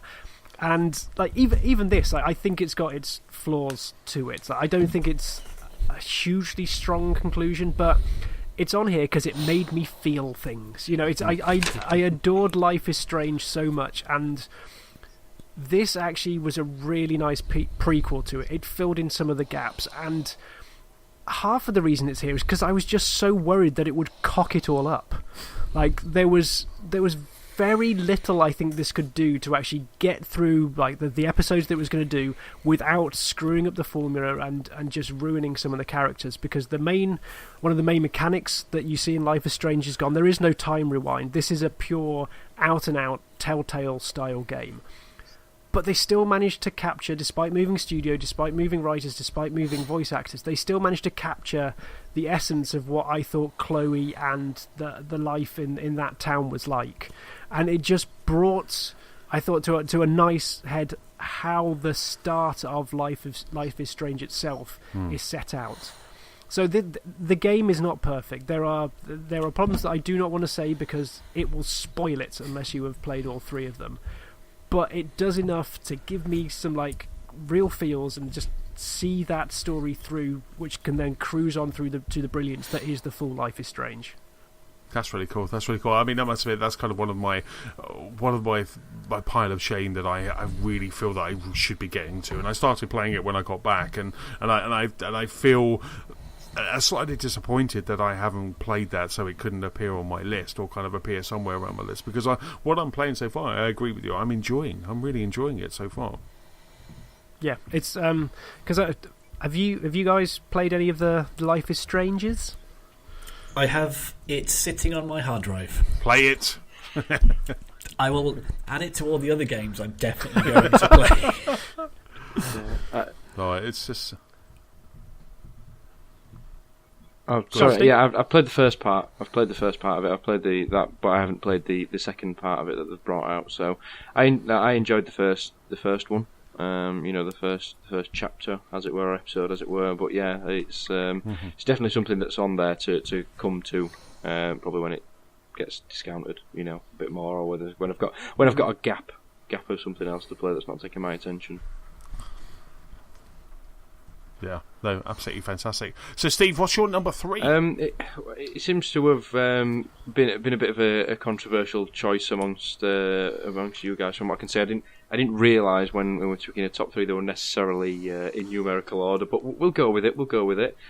Zelda Breath of the Wild, number 3 for me, and I can see, I can easily see why people would put it as their overall game of the year. For you guys in particular, you've got that attachment there, probably from previous Zeldas, the franchise itself. Whereas for me, I don't really necessarily have that, but it was such a brilliant game in terms of what it gave you, in terms of what it let you do. Like you mentioned earlier, Antony, it just let you go and do things. You could go anywhere, do anything pretty much, and I like the fact that it just dropped you in and just goes, there you go. And then that's pretty much it. Beyond the starting sequence, it pretty much plonks you there and then just go, off you go. And it's nice to feel lost in a game and not really necessarily know where you're going, which, I think there's a little bit too much hand-holding and a bit too much spoon-feeding in games these days, in terms of where we can fast travel and, it tells you where to go. And it does, and you can use those, but to start with, it literally just plonks you in the world, limited knowledge of where you're going, what you're doing, resources, weapons, armour, that sort of thing. And there's so much to it, there's a day-night cycle, there's a weather cycle, there's the different zones, the desert, the mountains, you can't go into certain zones without having the right equipment, taking the right ingredients or potions or whatever, and, in my opinion, it was annoying that the weapons and the shields and the armor ran out. They expired. So I found that a little bit of a nuisance. But the rest of it, the fact that it looked brilliant as well. Both handheld on the TV, it looked stunning. And as a launch game, I bought the Switch just for that Zelda game. And that's saying something. That you buy the console just for that one game, because at the time when it first came out, you had Zelda, and that was pretty much it. So it was a punt, but definitely worth it. So I can see why people do put it at the top of the list, and how people easily sink 150, 200 hours in it, and keep going back to it. So it's not that it wasn't good for me, but for me, I found myself enjoying. You haven't got the same caveats attached to your number 3 as Matt's. Yeah. Well, Matt's only played 3 games this year. That's what it is. Go there by default. It's not far off it, to be honest. Zelda's a thing, so yeah, let's put it at number 3. So yeah, why not? Yeah. But yeah, so I enjoyed it, but to me, I enjoyed my other 2 games that are on my list a little bit more for me. So that's the reason why it sits at number 3. We'll come back to that more later. But what's in the bronze medal position on your list, Antony? For me, that is What Remains of Edith Finch. This was a game kind of similar to you with Life is Strange, James. It's a game that left me feeling something. It left me kind of at the end credits. I just sat there for a while and just in awe of this game, at the storytelling of this game, the way that each room that you went in Edith Finch was a different style, was just a different style, and it was just something completely different in every single one. And I just thought every single story kind of really did grip me, and the reveal. And even though we kind of will kind of spoil some of the things kind of when we're talking about this, but the reveal that you get at the end just it was amazing. And just to kind of, I just sat there as those credits rolled. I just sat there and I was just, this is amazing. This is fantastic. This is kind of how I want to feel in a game. And this was kind of what I was saying, I think, in an earlier podcast this year, where I was like, Call of Duty didn't make me feel anything. You know, this with What Remains of Edith Finch, that kind of made me feel all the feels. It was fantastic. And I think for me, one of the amazing things that I loved about What Remains of Edith Finch is it tied into the Unfinished Swan as well. So you got into a room and there was the Unfinished Swan, and there was the paintings, and one of the children that was in the Unfinished Swan, and you were talking about the mother that the daughter, and all of that connection to their previous game, to Giant Sparrow's previous game, just gave me chills. When I saw that, I was like, that's the Unfinished Swan. They've done it. You know, they've actually kind of bridged these two very different games, that they've managed to bridge that game, and it was incredible. What sort of game is Edith Finch then? It's a walk 'em up. Yes. Okay, cool. It's a Gone Home. I thought it was that. Yeah. But then you brought up Unfinished Swan, and that kind of threw me completely. So, No. It was just like one of the rooms. Basically, the Finches, they've come across, each of the children or all of the family have. It started with one of the youngest. They died, and you find out kind of why they died. And when they die, they lock the room that they had. So the room is kind of encapsulated as what they were before they. So each one, you kind of look into each room, and that becomes the story, and you find out how all of these Finches died. You know, there's one where you're on a swing and you just, you know, the words are just disappearing in front of you as you're kind of swinging into the words and the narrative of this story. There's one where you're in a comic book and the whole graphical style turns to a comic book. You know, there's one where you're in a cannery and you're slicing fish. Ooh, yes. But at the same time, what was wrong with this Finch was that he was losing his grip on reality, and he was just basically. So what was happening was the cannery, which was in the middle of your screen, starts to dissolve, and the story that was in his head becomes more prominent. So it just almost, but then what happens is, I think he kind of lowers his head closer and closer to these blades of slicing fish, and that's how he dies, you know. So it's lovely. Yeah. So, but it was when you were doing it. I think, you know, James, you've played it, haven't you?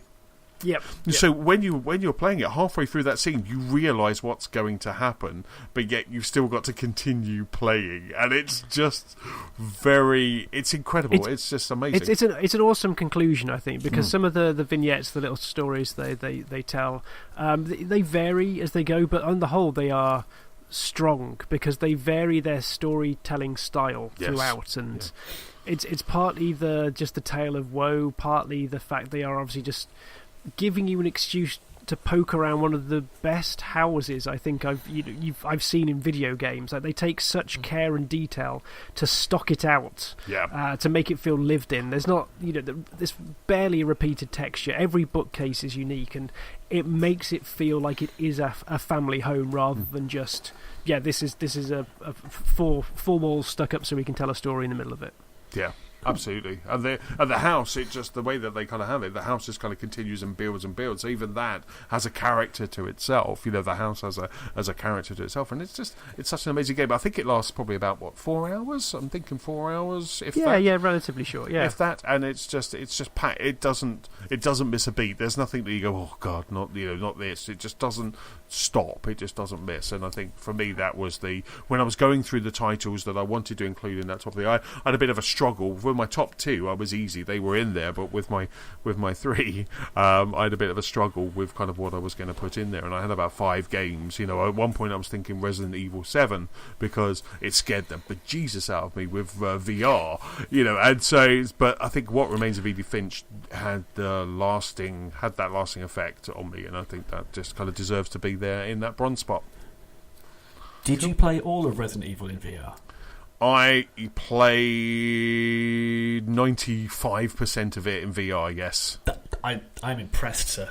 Yes, and That seems like a feat. I scared myself in every time. The best thing about playing that game was when you took it off and you were in your house and not this dank, horrible house. That was just one of the best things about it. But yeah, no, because I couldn't stop playing it, and it was really funny because the way I would play it, Nicola would be playing something on the big TV, and I'd be playing it, but I'd turn the smaller TV off, so I'd just be playing it in VR. So she had no idea what was happening to me, and of course I'm looking around, and I played it with controller and VR headset. There was just one bit that I had to take the VR headset off to play because it was making me a little bit sick, and that was like a boss battle. So I just had to take, because it was very fast paced, and that one boss battle I had to take the VR headset off, but the rest I played in VR. I think we'll let you off for that little bit then. So silver spots. Who's up first? James, what's your number 2 spot? So Silver Spot is a series that I haven't played for quite a few years, and that is Assassin's Creed Origins. It was a game I actually really enjoyed, a series I really enjoyed when it first came out, because I know the first one, Assassin's Creed 1, shall we call it. I think it rubs some people up the wrong way, as it was like this glorified tech demo. And since then, I think it tried to get too bloaty. It suffered from a lot of Ubisoft failings in my mind, where they just try to actionify everything. Like they did the same with Splinter Cell, and they did the same with Ghost Recon. In my mind, that to appeal to a broader market, these games started merging into sort of one common space, and I was really worried this was where Assassin's Creed would eventually end up, that you'd just forget the animus, you're just an assassin in the modern day with a gun called Splinter Cell or something like that. But the year out seems to have really helped, I think, just give it a breather, and it doesn't seem like it's been misspent at all, because the world they've spun in Assassin's Creed is superb. And I think what's really nice about it is that it's not just a vertical playground. Because to begin with, like, you can climb up buildings. Let's go to Italy where you can get tall towers to climb up. You can go to France last year. Like, they seem to have moved away from that with Egypt, where everything's only like 1 or 2 stories high. And in fact, they've just made it part of the world. There's more rocky ridges, there's more mountains, there's more valleys that you have to go down and use your climbing skills. So it feels far more ingrained in I guess the reason why you can do all this, because you are like scampering around, and just the way that they've filled the world with so much. Because my wife really likes Egypt. Ali's has loved Egypt ever since university, where she studied it, and just her looking at this game with a fresh set of eyes as well. They haven't just gone for the cliched Egypt where it's just pharaohs and gods and stuff. They've tried to do something within the world where they've put it at the late Egyptian period, where Egyptian culture is fighting with the Roman and the Greek cultures as well, and so it's actually almost under attack from the civilizations that are coming in to modernize or take over. And so it's just got interesting twists on every level, and the combat as well has been improved. I feel like I want to play it rather than just bash, bash, bash, counter, bash, bash, bash, counter. They've just done so many little things that make me enjoy it, even down to the cliche drone that everyone joked about, they're going to pull in the Ghost Recon drone that flies above the city and stuff like that. Yeah, you've got a falcon that can buzz overhead and spot enemies, but that actually really helps the stealth. Like I mocked it when I first saw it, but the fact you can tag all the enemies and then use that to properly feel like an assassin, you know where everyone is, you know how you can take people out because you can see them through the wall, and it's a bit cheaty, but it made me feel powerful in a way that I haven't done in an Assassin's game for a long time. That sounds so good. I've got that downloaded. I actually got that for Christmas.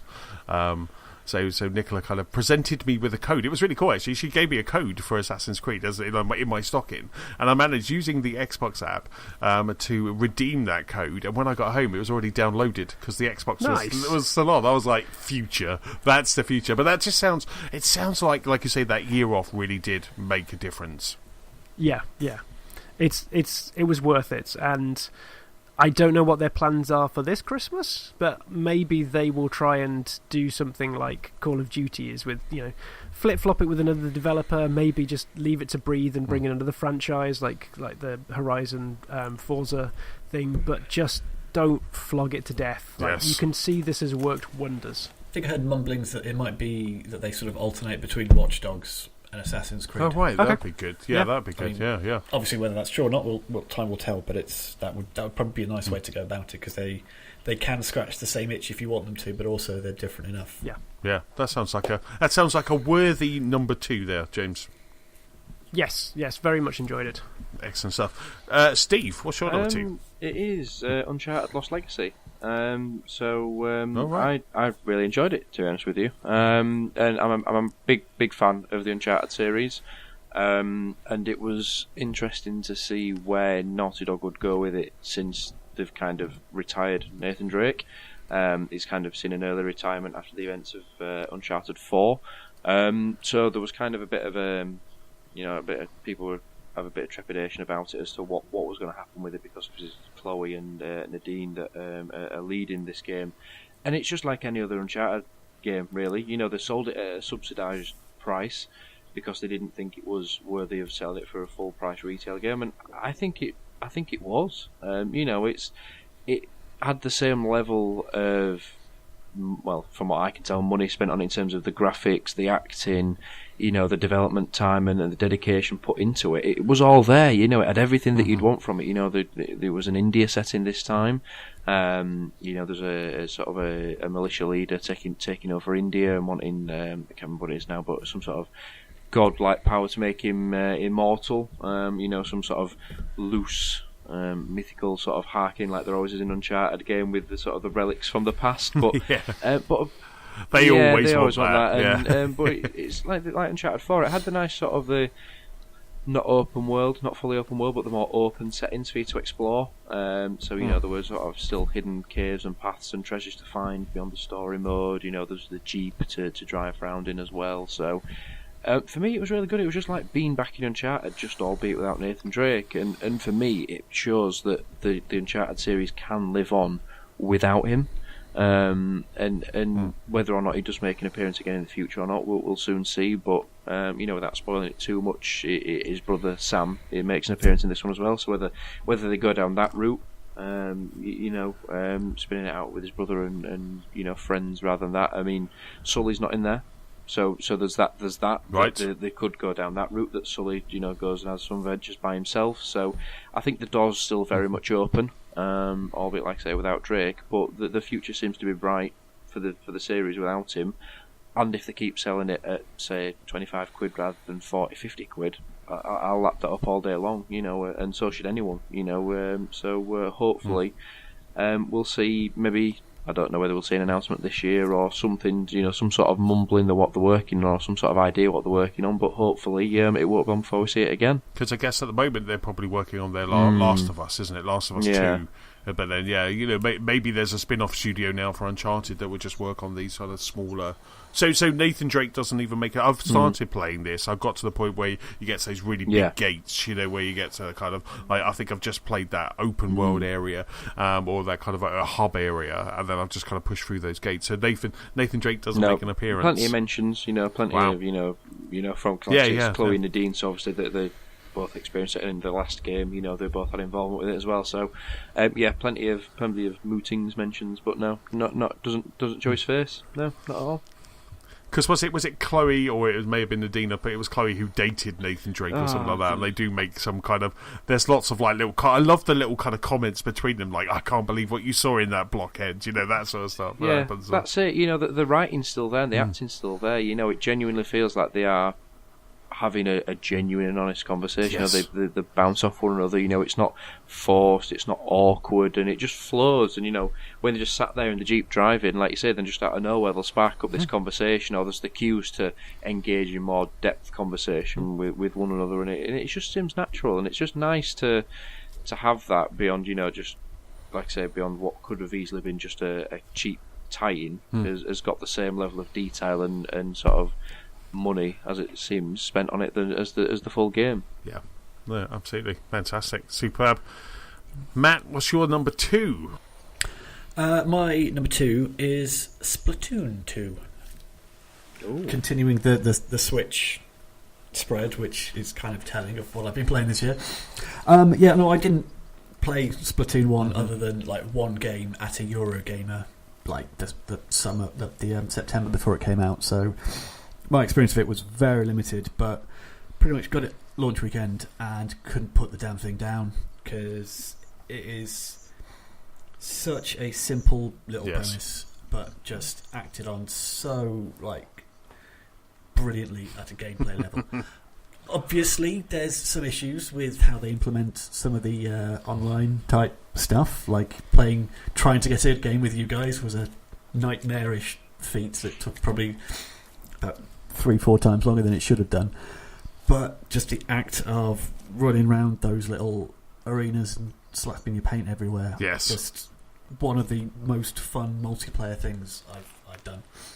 Because I don't tend to play too many multiplayer games unless I'm like online multiplayer type games, unless I'm jumping on with like you guys, so like the Forza sessions we've had when we were playing Destiny, all that kind of stuff. But for like those like 2, 3, 4 weeks after it's launched, get in, have a bite to eat, load up Splatoon, and just enjoy that. And obviously you had like fun little sort of mixes on the gameplay. So you had the salmon run mode, which again, bit awkward actually getting to play that, but when you did, it was like a really nice sort of variation on it. I didn't actually touch the single player that much. I think I did the first world of that, and they sort of turned the spraying of paint into big puzzles and sort of like getting around levels, so using it to beat some enemies, but also just using it as like traversal type puzzles and stuff like that. So that's really cool. But that's something I will at some point go back to. But yeah, I loved that little game, and in the same way that Persona 5 had style coming out of its ears, Splatoon 2 just glorious to look at, and wonderful, like weird and wonderful clothes that you can put on. It's like made dressing up your character actually. One of the good things about Destiny, they could do that, and Splatoon did it brilliant as well, but also mixed up sort of different items of clothing affected your character, but then you could also wipe those clean and put fresh things on if you didn't quite like what you got. But yeah, loved that one. It was such a shame that I think that as a group as a whole anyway, the Splatoon candle burnt bright but quite short. I can't remember what came out. I think it was a quick succession of that, and then Mario Kart, and then Destiny or something like that. It almost got forgotten in the flurry of swift multiplayer games. But the friction of us getting together probably didn't help there as well. Yeah. But when we were in the same room, just Salmon Run. I really enjoyed Salmon Run, just this arena-based shooter. And the fact it forced you to try other weapons, it expanded your horizons with the different weapons. I think all of us were a bit, oh no, I've got the sniper rifle. So, oh god, I've got this gun. But at least it allowed you to practice, allowed you to play in an area, I guess, that was a safe space as you were amongst friends. But yeah, it's much less pressure doing it that way. Whereas if you're like, you must play this for 7 multiplayer games, you're just not going to do it. Yeah. It was good. Yeah, when you could get on, and when you could get together, and when you weren't then booted back to the lobby at the stroke of 9 or 11 o'clock. Yeah, it was amazing. Yes. There was plenty of issues with it. Don't get me wrong, but the actual game itself was lovely. Yeah, we moaned about doing the audio over one app just to do it on a different app, but a slightly more fit for purpose app. But thankfully, that's because at the time, if the app if the phone went to lock screen, you couldn't talk to each other. This is fundamental.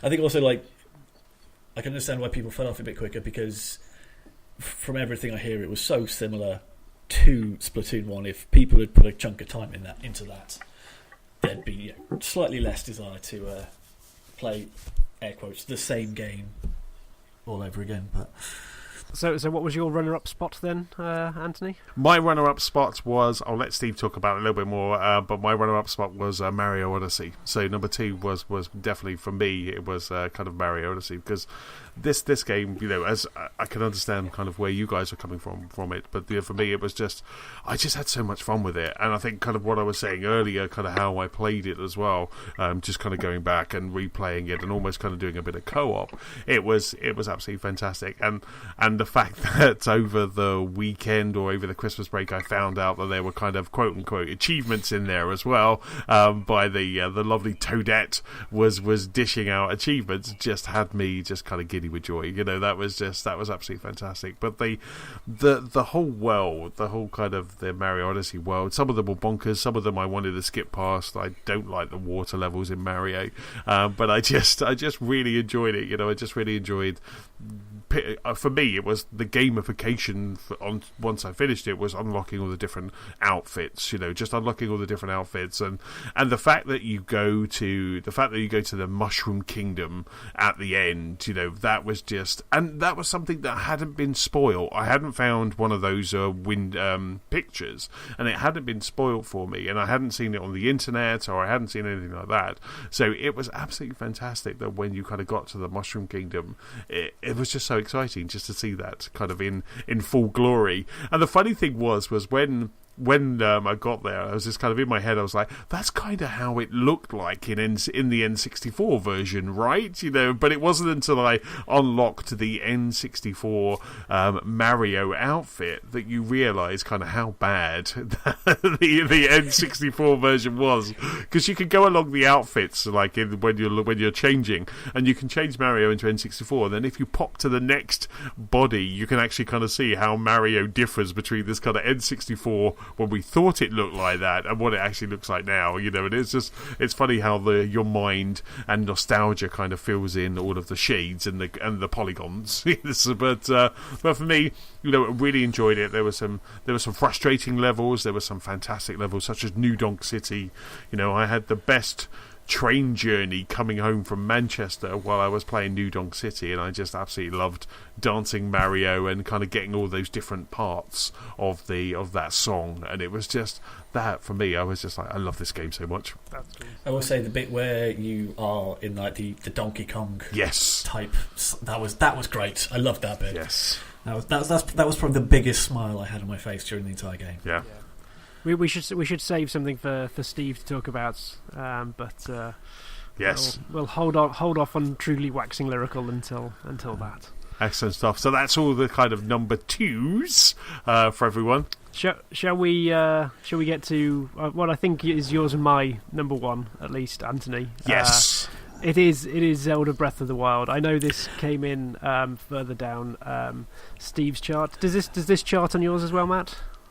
This is unequivocally one of the greatest games I've ever played, let alone last year. So, yes, this is the game of 2017. Yes, yeah, and let's be frank. I can see why some people had problems with it.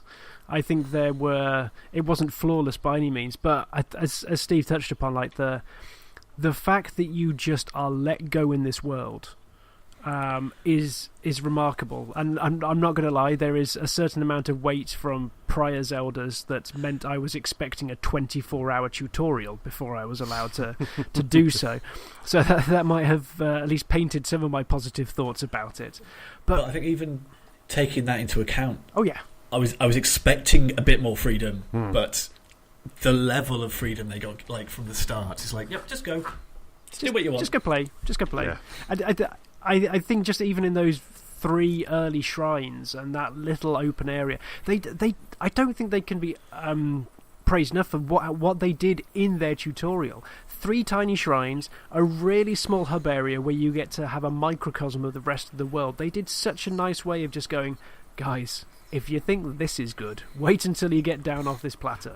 It was so densely but smartly packed full of stuff to do. Yes. Yeah.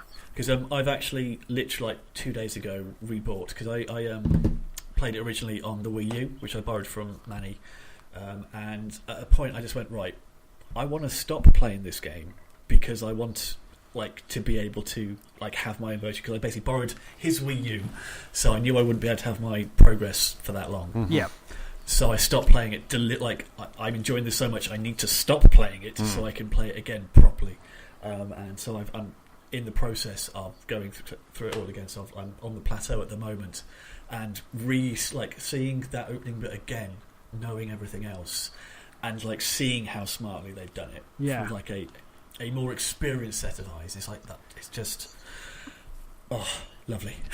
Yes, I think for me, once you got off that plateau, once you understood what those orange, what the shrines were, and you just saw that, you'd be going, right, okay, I'm going to go to this town now, I'm going to go and do this, I'm walking over there, and just in the corner of your eye, you would see just a tiny bit of orange just popping out from the landscape, and it would be miles and miles away, but you would suddenly change course because there was some goodness over there, and that's what that game did to me constantly. It handed your butt to you when you went to somewhere where you shouldn't be right now. You'd go to somewhere and you'd be just dead in an instant. Go, okay, right, I shouldn't be here. When you die by just something looking at you with a stern look, it's like, yeah, I need to go the other way.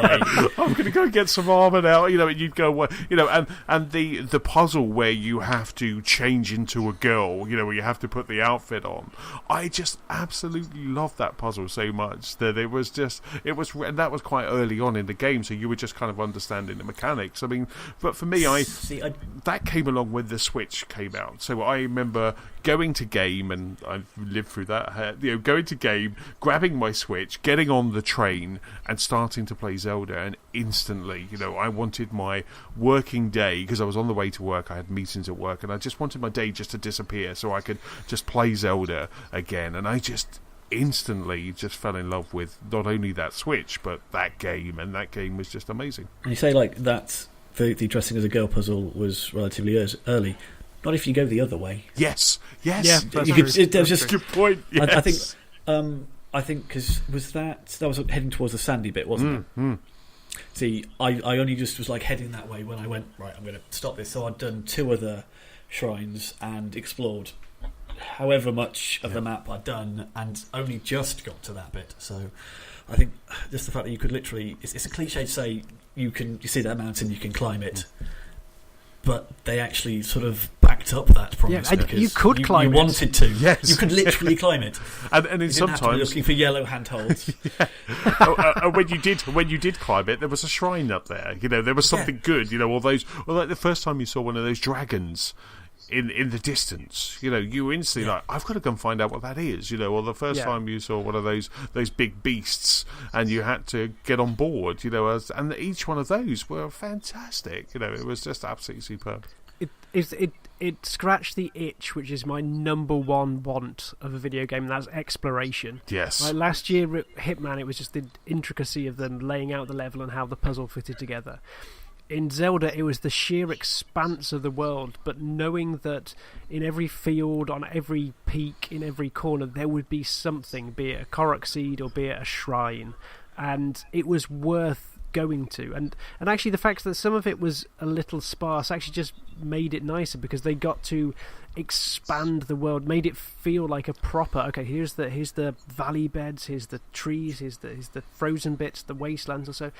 It made crossing the world this epic event in itself that just you want to saddle up a horse and just go riding, but then again you wouldn't, because you might miss stuff if you didn't zigzag across the field looking for stuff. It's a brilliant catch-22. I didn't fast travel a lot. Got on a horse that often at all. Yeah, absolutely. Yeah. I kept leaving mine at mountains. Sorry. Still there now, waiting. There's just hundreds of these horses that have just been saddled up and they're just kind of plotted around the landscape. But I never fast travelled. I very rarely fast travelled in that game. I'd rather walk. I'd rather just walk and explore, because there was always something. You'd find the accordion playing eagle just there, and it was just bizarre. And I loved scaling those points. You scale the tower, which would then kind of unlock. But even when it unlocked it on the map, it didn't spot it full of stuff. It just showed you that map. It was like, it just literally showed you the topography, and I loved that. Yes, because I understand why in like an Ubisoft game you go, here is the map and here are the things you can do in it. But it's a lot more fun to discover a thing and have a sense of like, I found this, I earned this. And in the majesty of the gameplay and the story and everything that really came together really well. The Guardians were awesome, and when you got a Guardian arrow, that kind of made taking them out a lot easier. But at the same time, they were just, you saw them, and you always, when you saw that, or you saw a Lionel, or you saw something, you were always kind of full of dread, because you knew that thing could take you out quite quickly. And that is something that I always loved. The only disappointment for me in this almost perfect package is that when you finish the game, you don't finish the game, and that was the bit that annoyed me. You finish the game, but the end boss is still there for you to then go and repeat it. Does it just sort of like dump you back before the final battle? Yes. So it's kind of like, here you go, you're back to that point, and then you can then just... And that's the only sticking block for me, I think. See, I didn't mind that part, because it meant at least you could go back out in the world and there'd still be threats for you to go and toy with if you wanted to go and poke things with sticks and what have you. If you wanted to experiment with combat, or if you wanted to go and... Well, there's more of the castle they want to explore. I think to go back to a barren land would have got boring very quickly indeed. Right. I'd be intrigued to see how the new DLC affects that, because I think you need to have beaten the story, or at least unlock the 4 beasts to open that up. So I don't know if that might affect it a little bit. Well, that'd be interesting. Might not, but it'll add something to it at least. Yeah, I'm just waiting until I finish up on Mario, until the kind of that Mario bubble bursts for me before I go back to Zelda, because I had it downloaded and my intention was to play it on the journey back, but I just was enjoying Mario so much. Yeah. Speaking of which, I think that has nicely revealed Steve's Game of the Year, Mario Odyssey. Yeah, it is. How did you know? How did you guess? Yeah. It's not like it's been, skirted around, all evening. But yeah, it's, as we mentioned earlier, Super Mario Sunshine to me was a really good game. I know people said it's not a proper Mario game. Don't listen to them, Steve. Don't listen to them. Let's be strong on this. I've heard it all before, And you're going to edit out every mention of Sunshine from the podcast, aren't you? Yes. Just to be clear. It's just going to, like I've sworn, it's going to bleep it out. It's going to bleep me every time.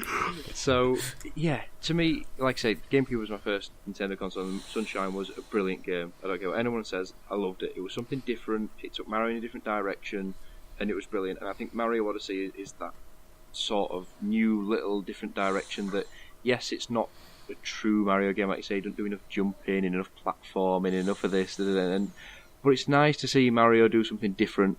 And I get it that the worlds are a little bit disjointed in terms of the Bowser's Kingdom is a really, really, really good level, and I agree it's probably the best level in there.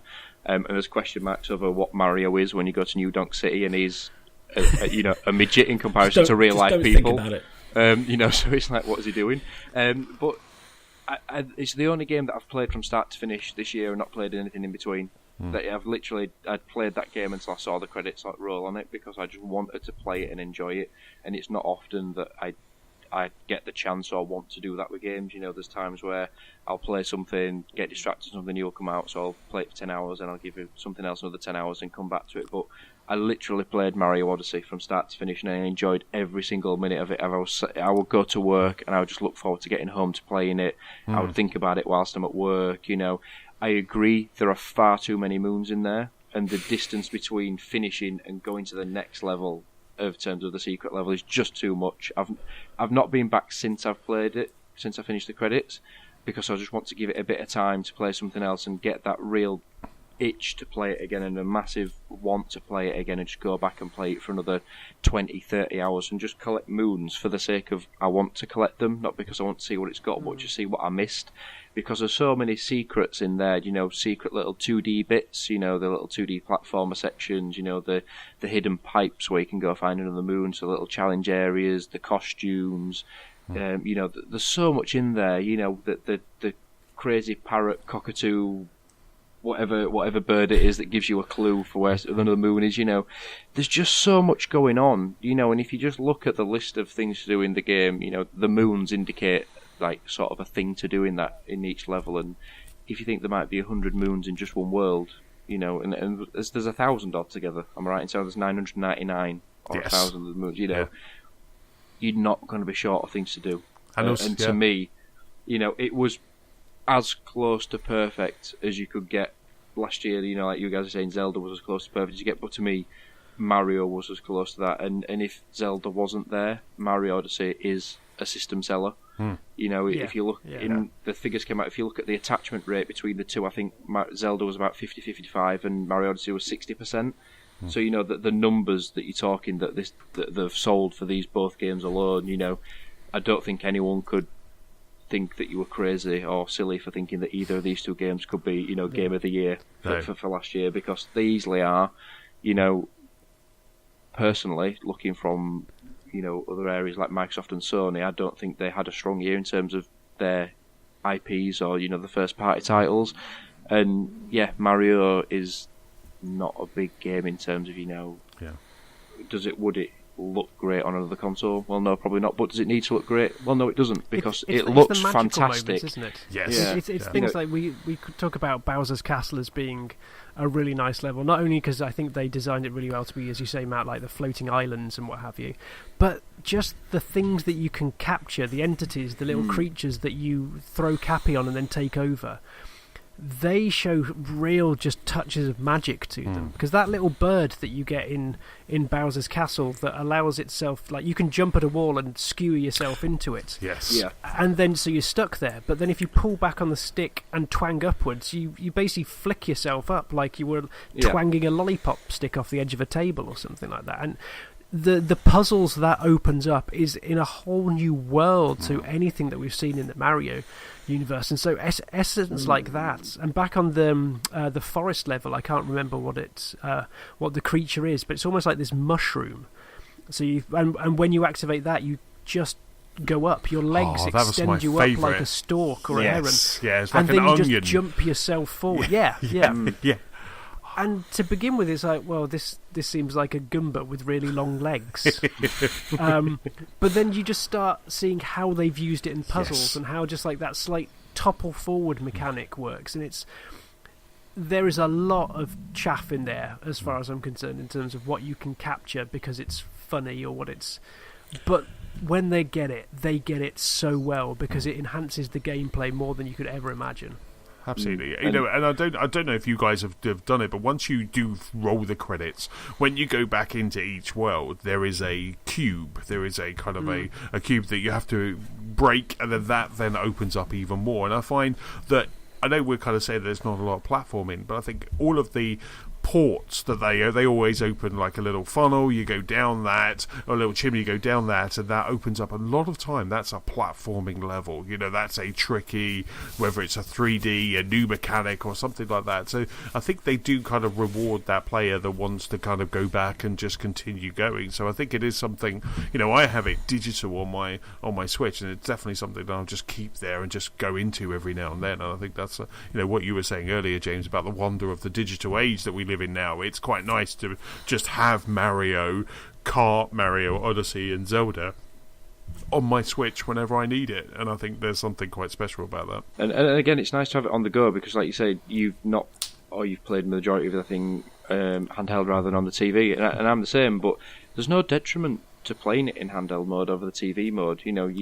There's no performance issues. You don't think, oh, this looks a bit choppy in comparison to the TV mode. So there's no real reason beyond to have it on a bigger screen or to play it with a controller potentially to play it in that sort of mode. But like you say, it's these sort of games like the Zeldas and the Marios that you can just nip in and out of. You could easily go back for half an hour, 40 minutes and just collect a few moons and then just put it back down and come back to it in a couple of days' time.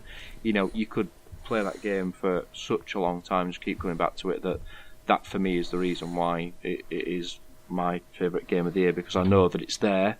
When I'm ready for it again, I can just pick it up, I'll fit straight back into it, and I'll probably play it again for another 20-30 hours, and I'll probably enjoy it just as much as I did the first time round, because it's got so much to give. Like you said, that when you finish the credits, you've got that cube, smash that cube, you've got another double amount of stuff to go do. So yeah, it's all there, ready and waiting for me when I'm ready again. Yeah. Absolutely. It's just like I say, it's a game right now that I'm 40 plus hours in, and I just can't stop playing. I think it's just because having Mario and Zelda is just proof that what we said earlier, that Nintendo is back. And for me, it was a hard one with kind of what's top, but Zelda just kind of pushed it out, because I had a little bit more wonder with Zelda, but Mario is a bloody good second, and it was just such an enjoyable game. Yeah, that's it. And like I said, you could pick either two as your game of the year for me, and you could easily be it's easily justified for both. Nobody's going to think you're ridiculous for either. Well, maybe but that'd put Mario third, Zelda third. But it's easy to see why either would be considered up there with the top games last year. And the joy you get when you kind of unlock Yoshi and you get those 3 stars as Yoshi. That's just that for me that was just another kind of grin-inducing moment for me. I think it was just fantastic. I've obviously not got to the Yoshi bit yet. Well, I have. I mean, like I say, have you got to it yet? Have you found him?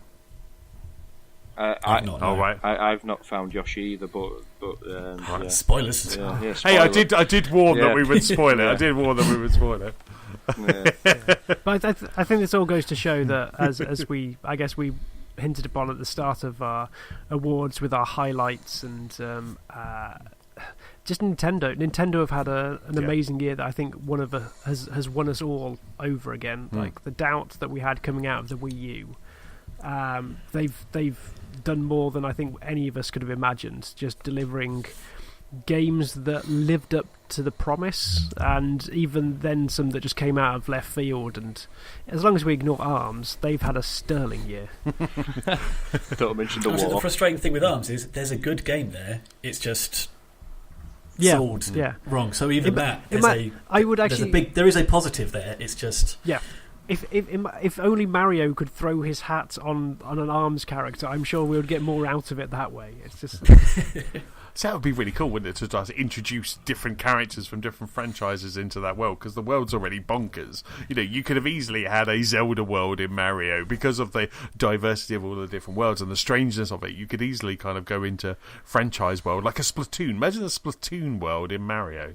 What would happen if Mario and Cappy met Kirby, and then at the same time as Kirby inhaled Mario threw Cappy onto Kirby? The world would end. I can't even comprehend that. you said too many weird syllables and my brain melted a little bit. Like Mario would be inhabiting Kirby, but Kirby would have taken the powers of Mario. Okay. Error. Someone reboot James. I think he's. So I think we have. I think and it's really interesting because when I look down the list of the stuff that we've been talking about for the last 3 hours, it's really interesting. As we said, Nintendo have had such a good year, and when you look at it, Uncharted is the only first-party title from a non-Nintendo that is appearing on the list. It's like Microsoft and Sony have really taken a back seat in the year that is Nintendo. So it's Nintendo Game of the Year then? Nintendo is Game of the Year. I'd get behind that. Yeah, there you go. So the Lost Spark Game of the Year is Nintendo. This has just turned into like a Nintendo cast, hasn't it? That's it. Yeah, we're the new Power Cast or whatever that Nintendo magazine was. We're now them. Right. So should we call it? That is our 2017 Game of the Year. Well done, Nintendo. Yes. For being great. Yes. Excellent stuff. Hurrah, hurrah. Right, that's about it for this episode. Huge thank you for listening. Don't forget, you can rate, review, and subscribe to this very podcast free on iTunes and YouTube. You can also keep up with us at gamersoflostspark.com. You can find us on Facebook, on Twitter, we're at Lost Spark Pod. You can also find us on YouTube and Gamers of Lost Spark, PS4 Community, and Xbox One Club. James, where can people catch up with you? I am Big Sheep on Twitter, Xbox Live, PSN, and Nintendo. Steve?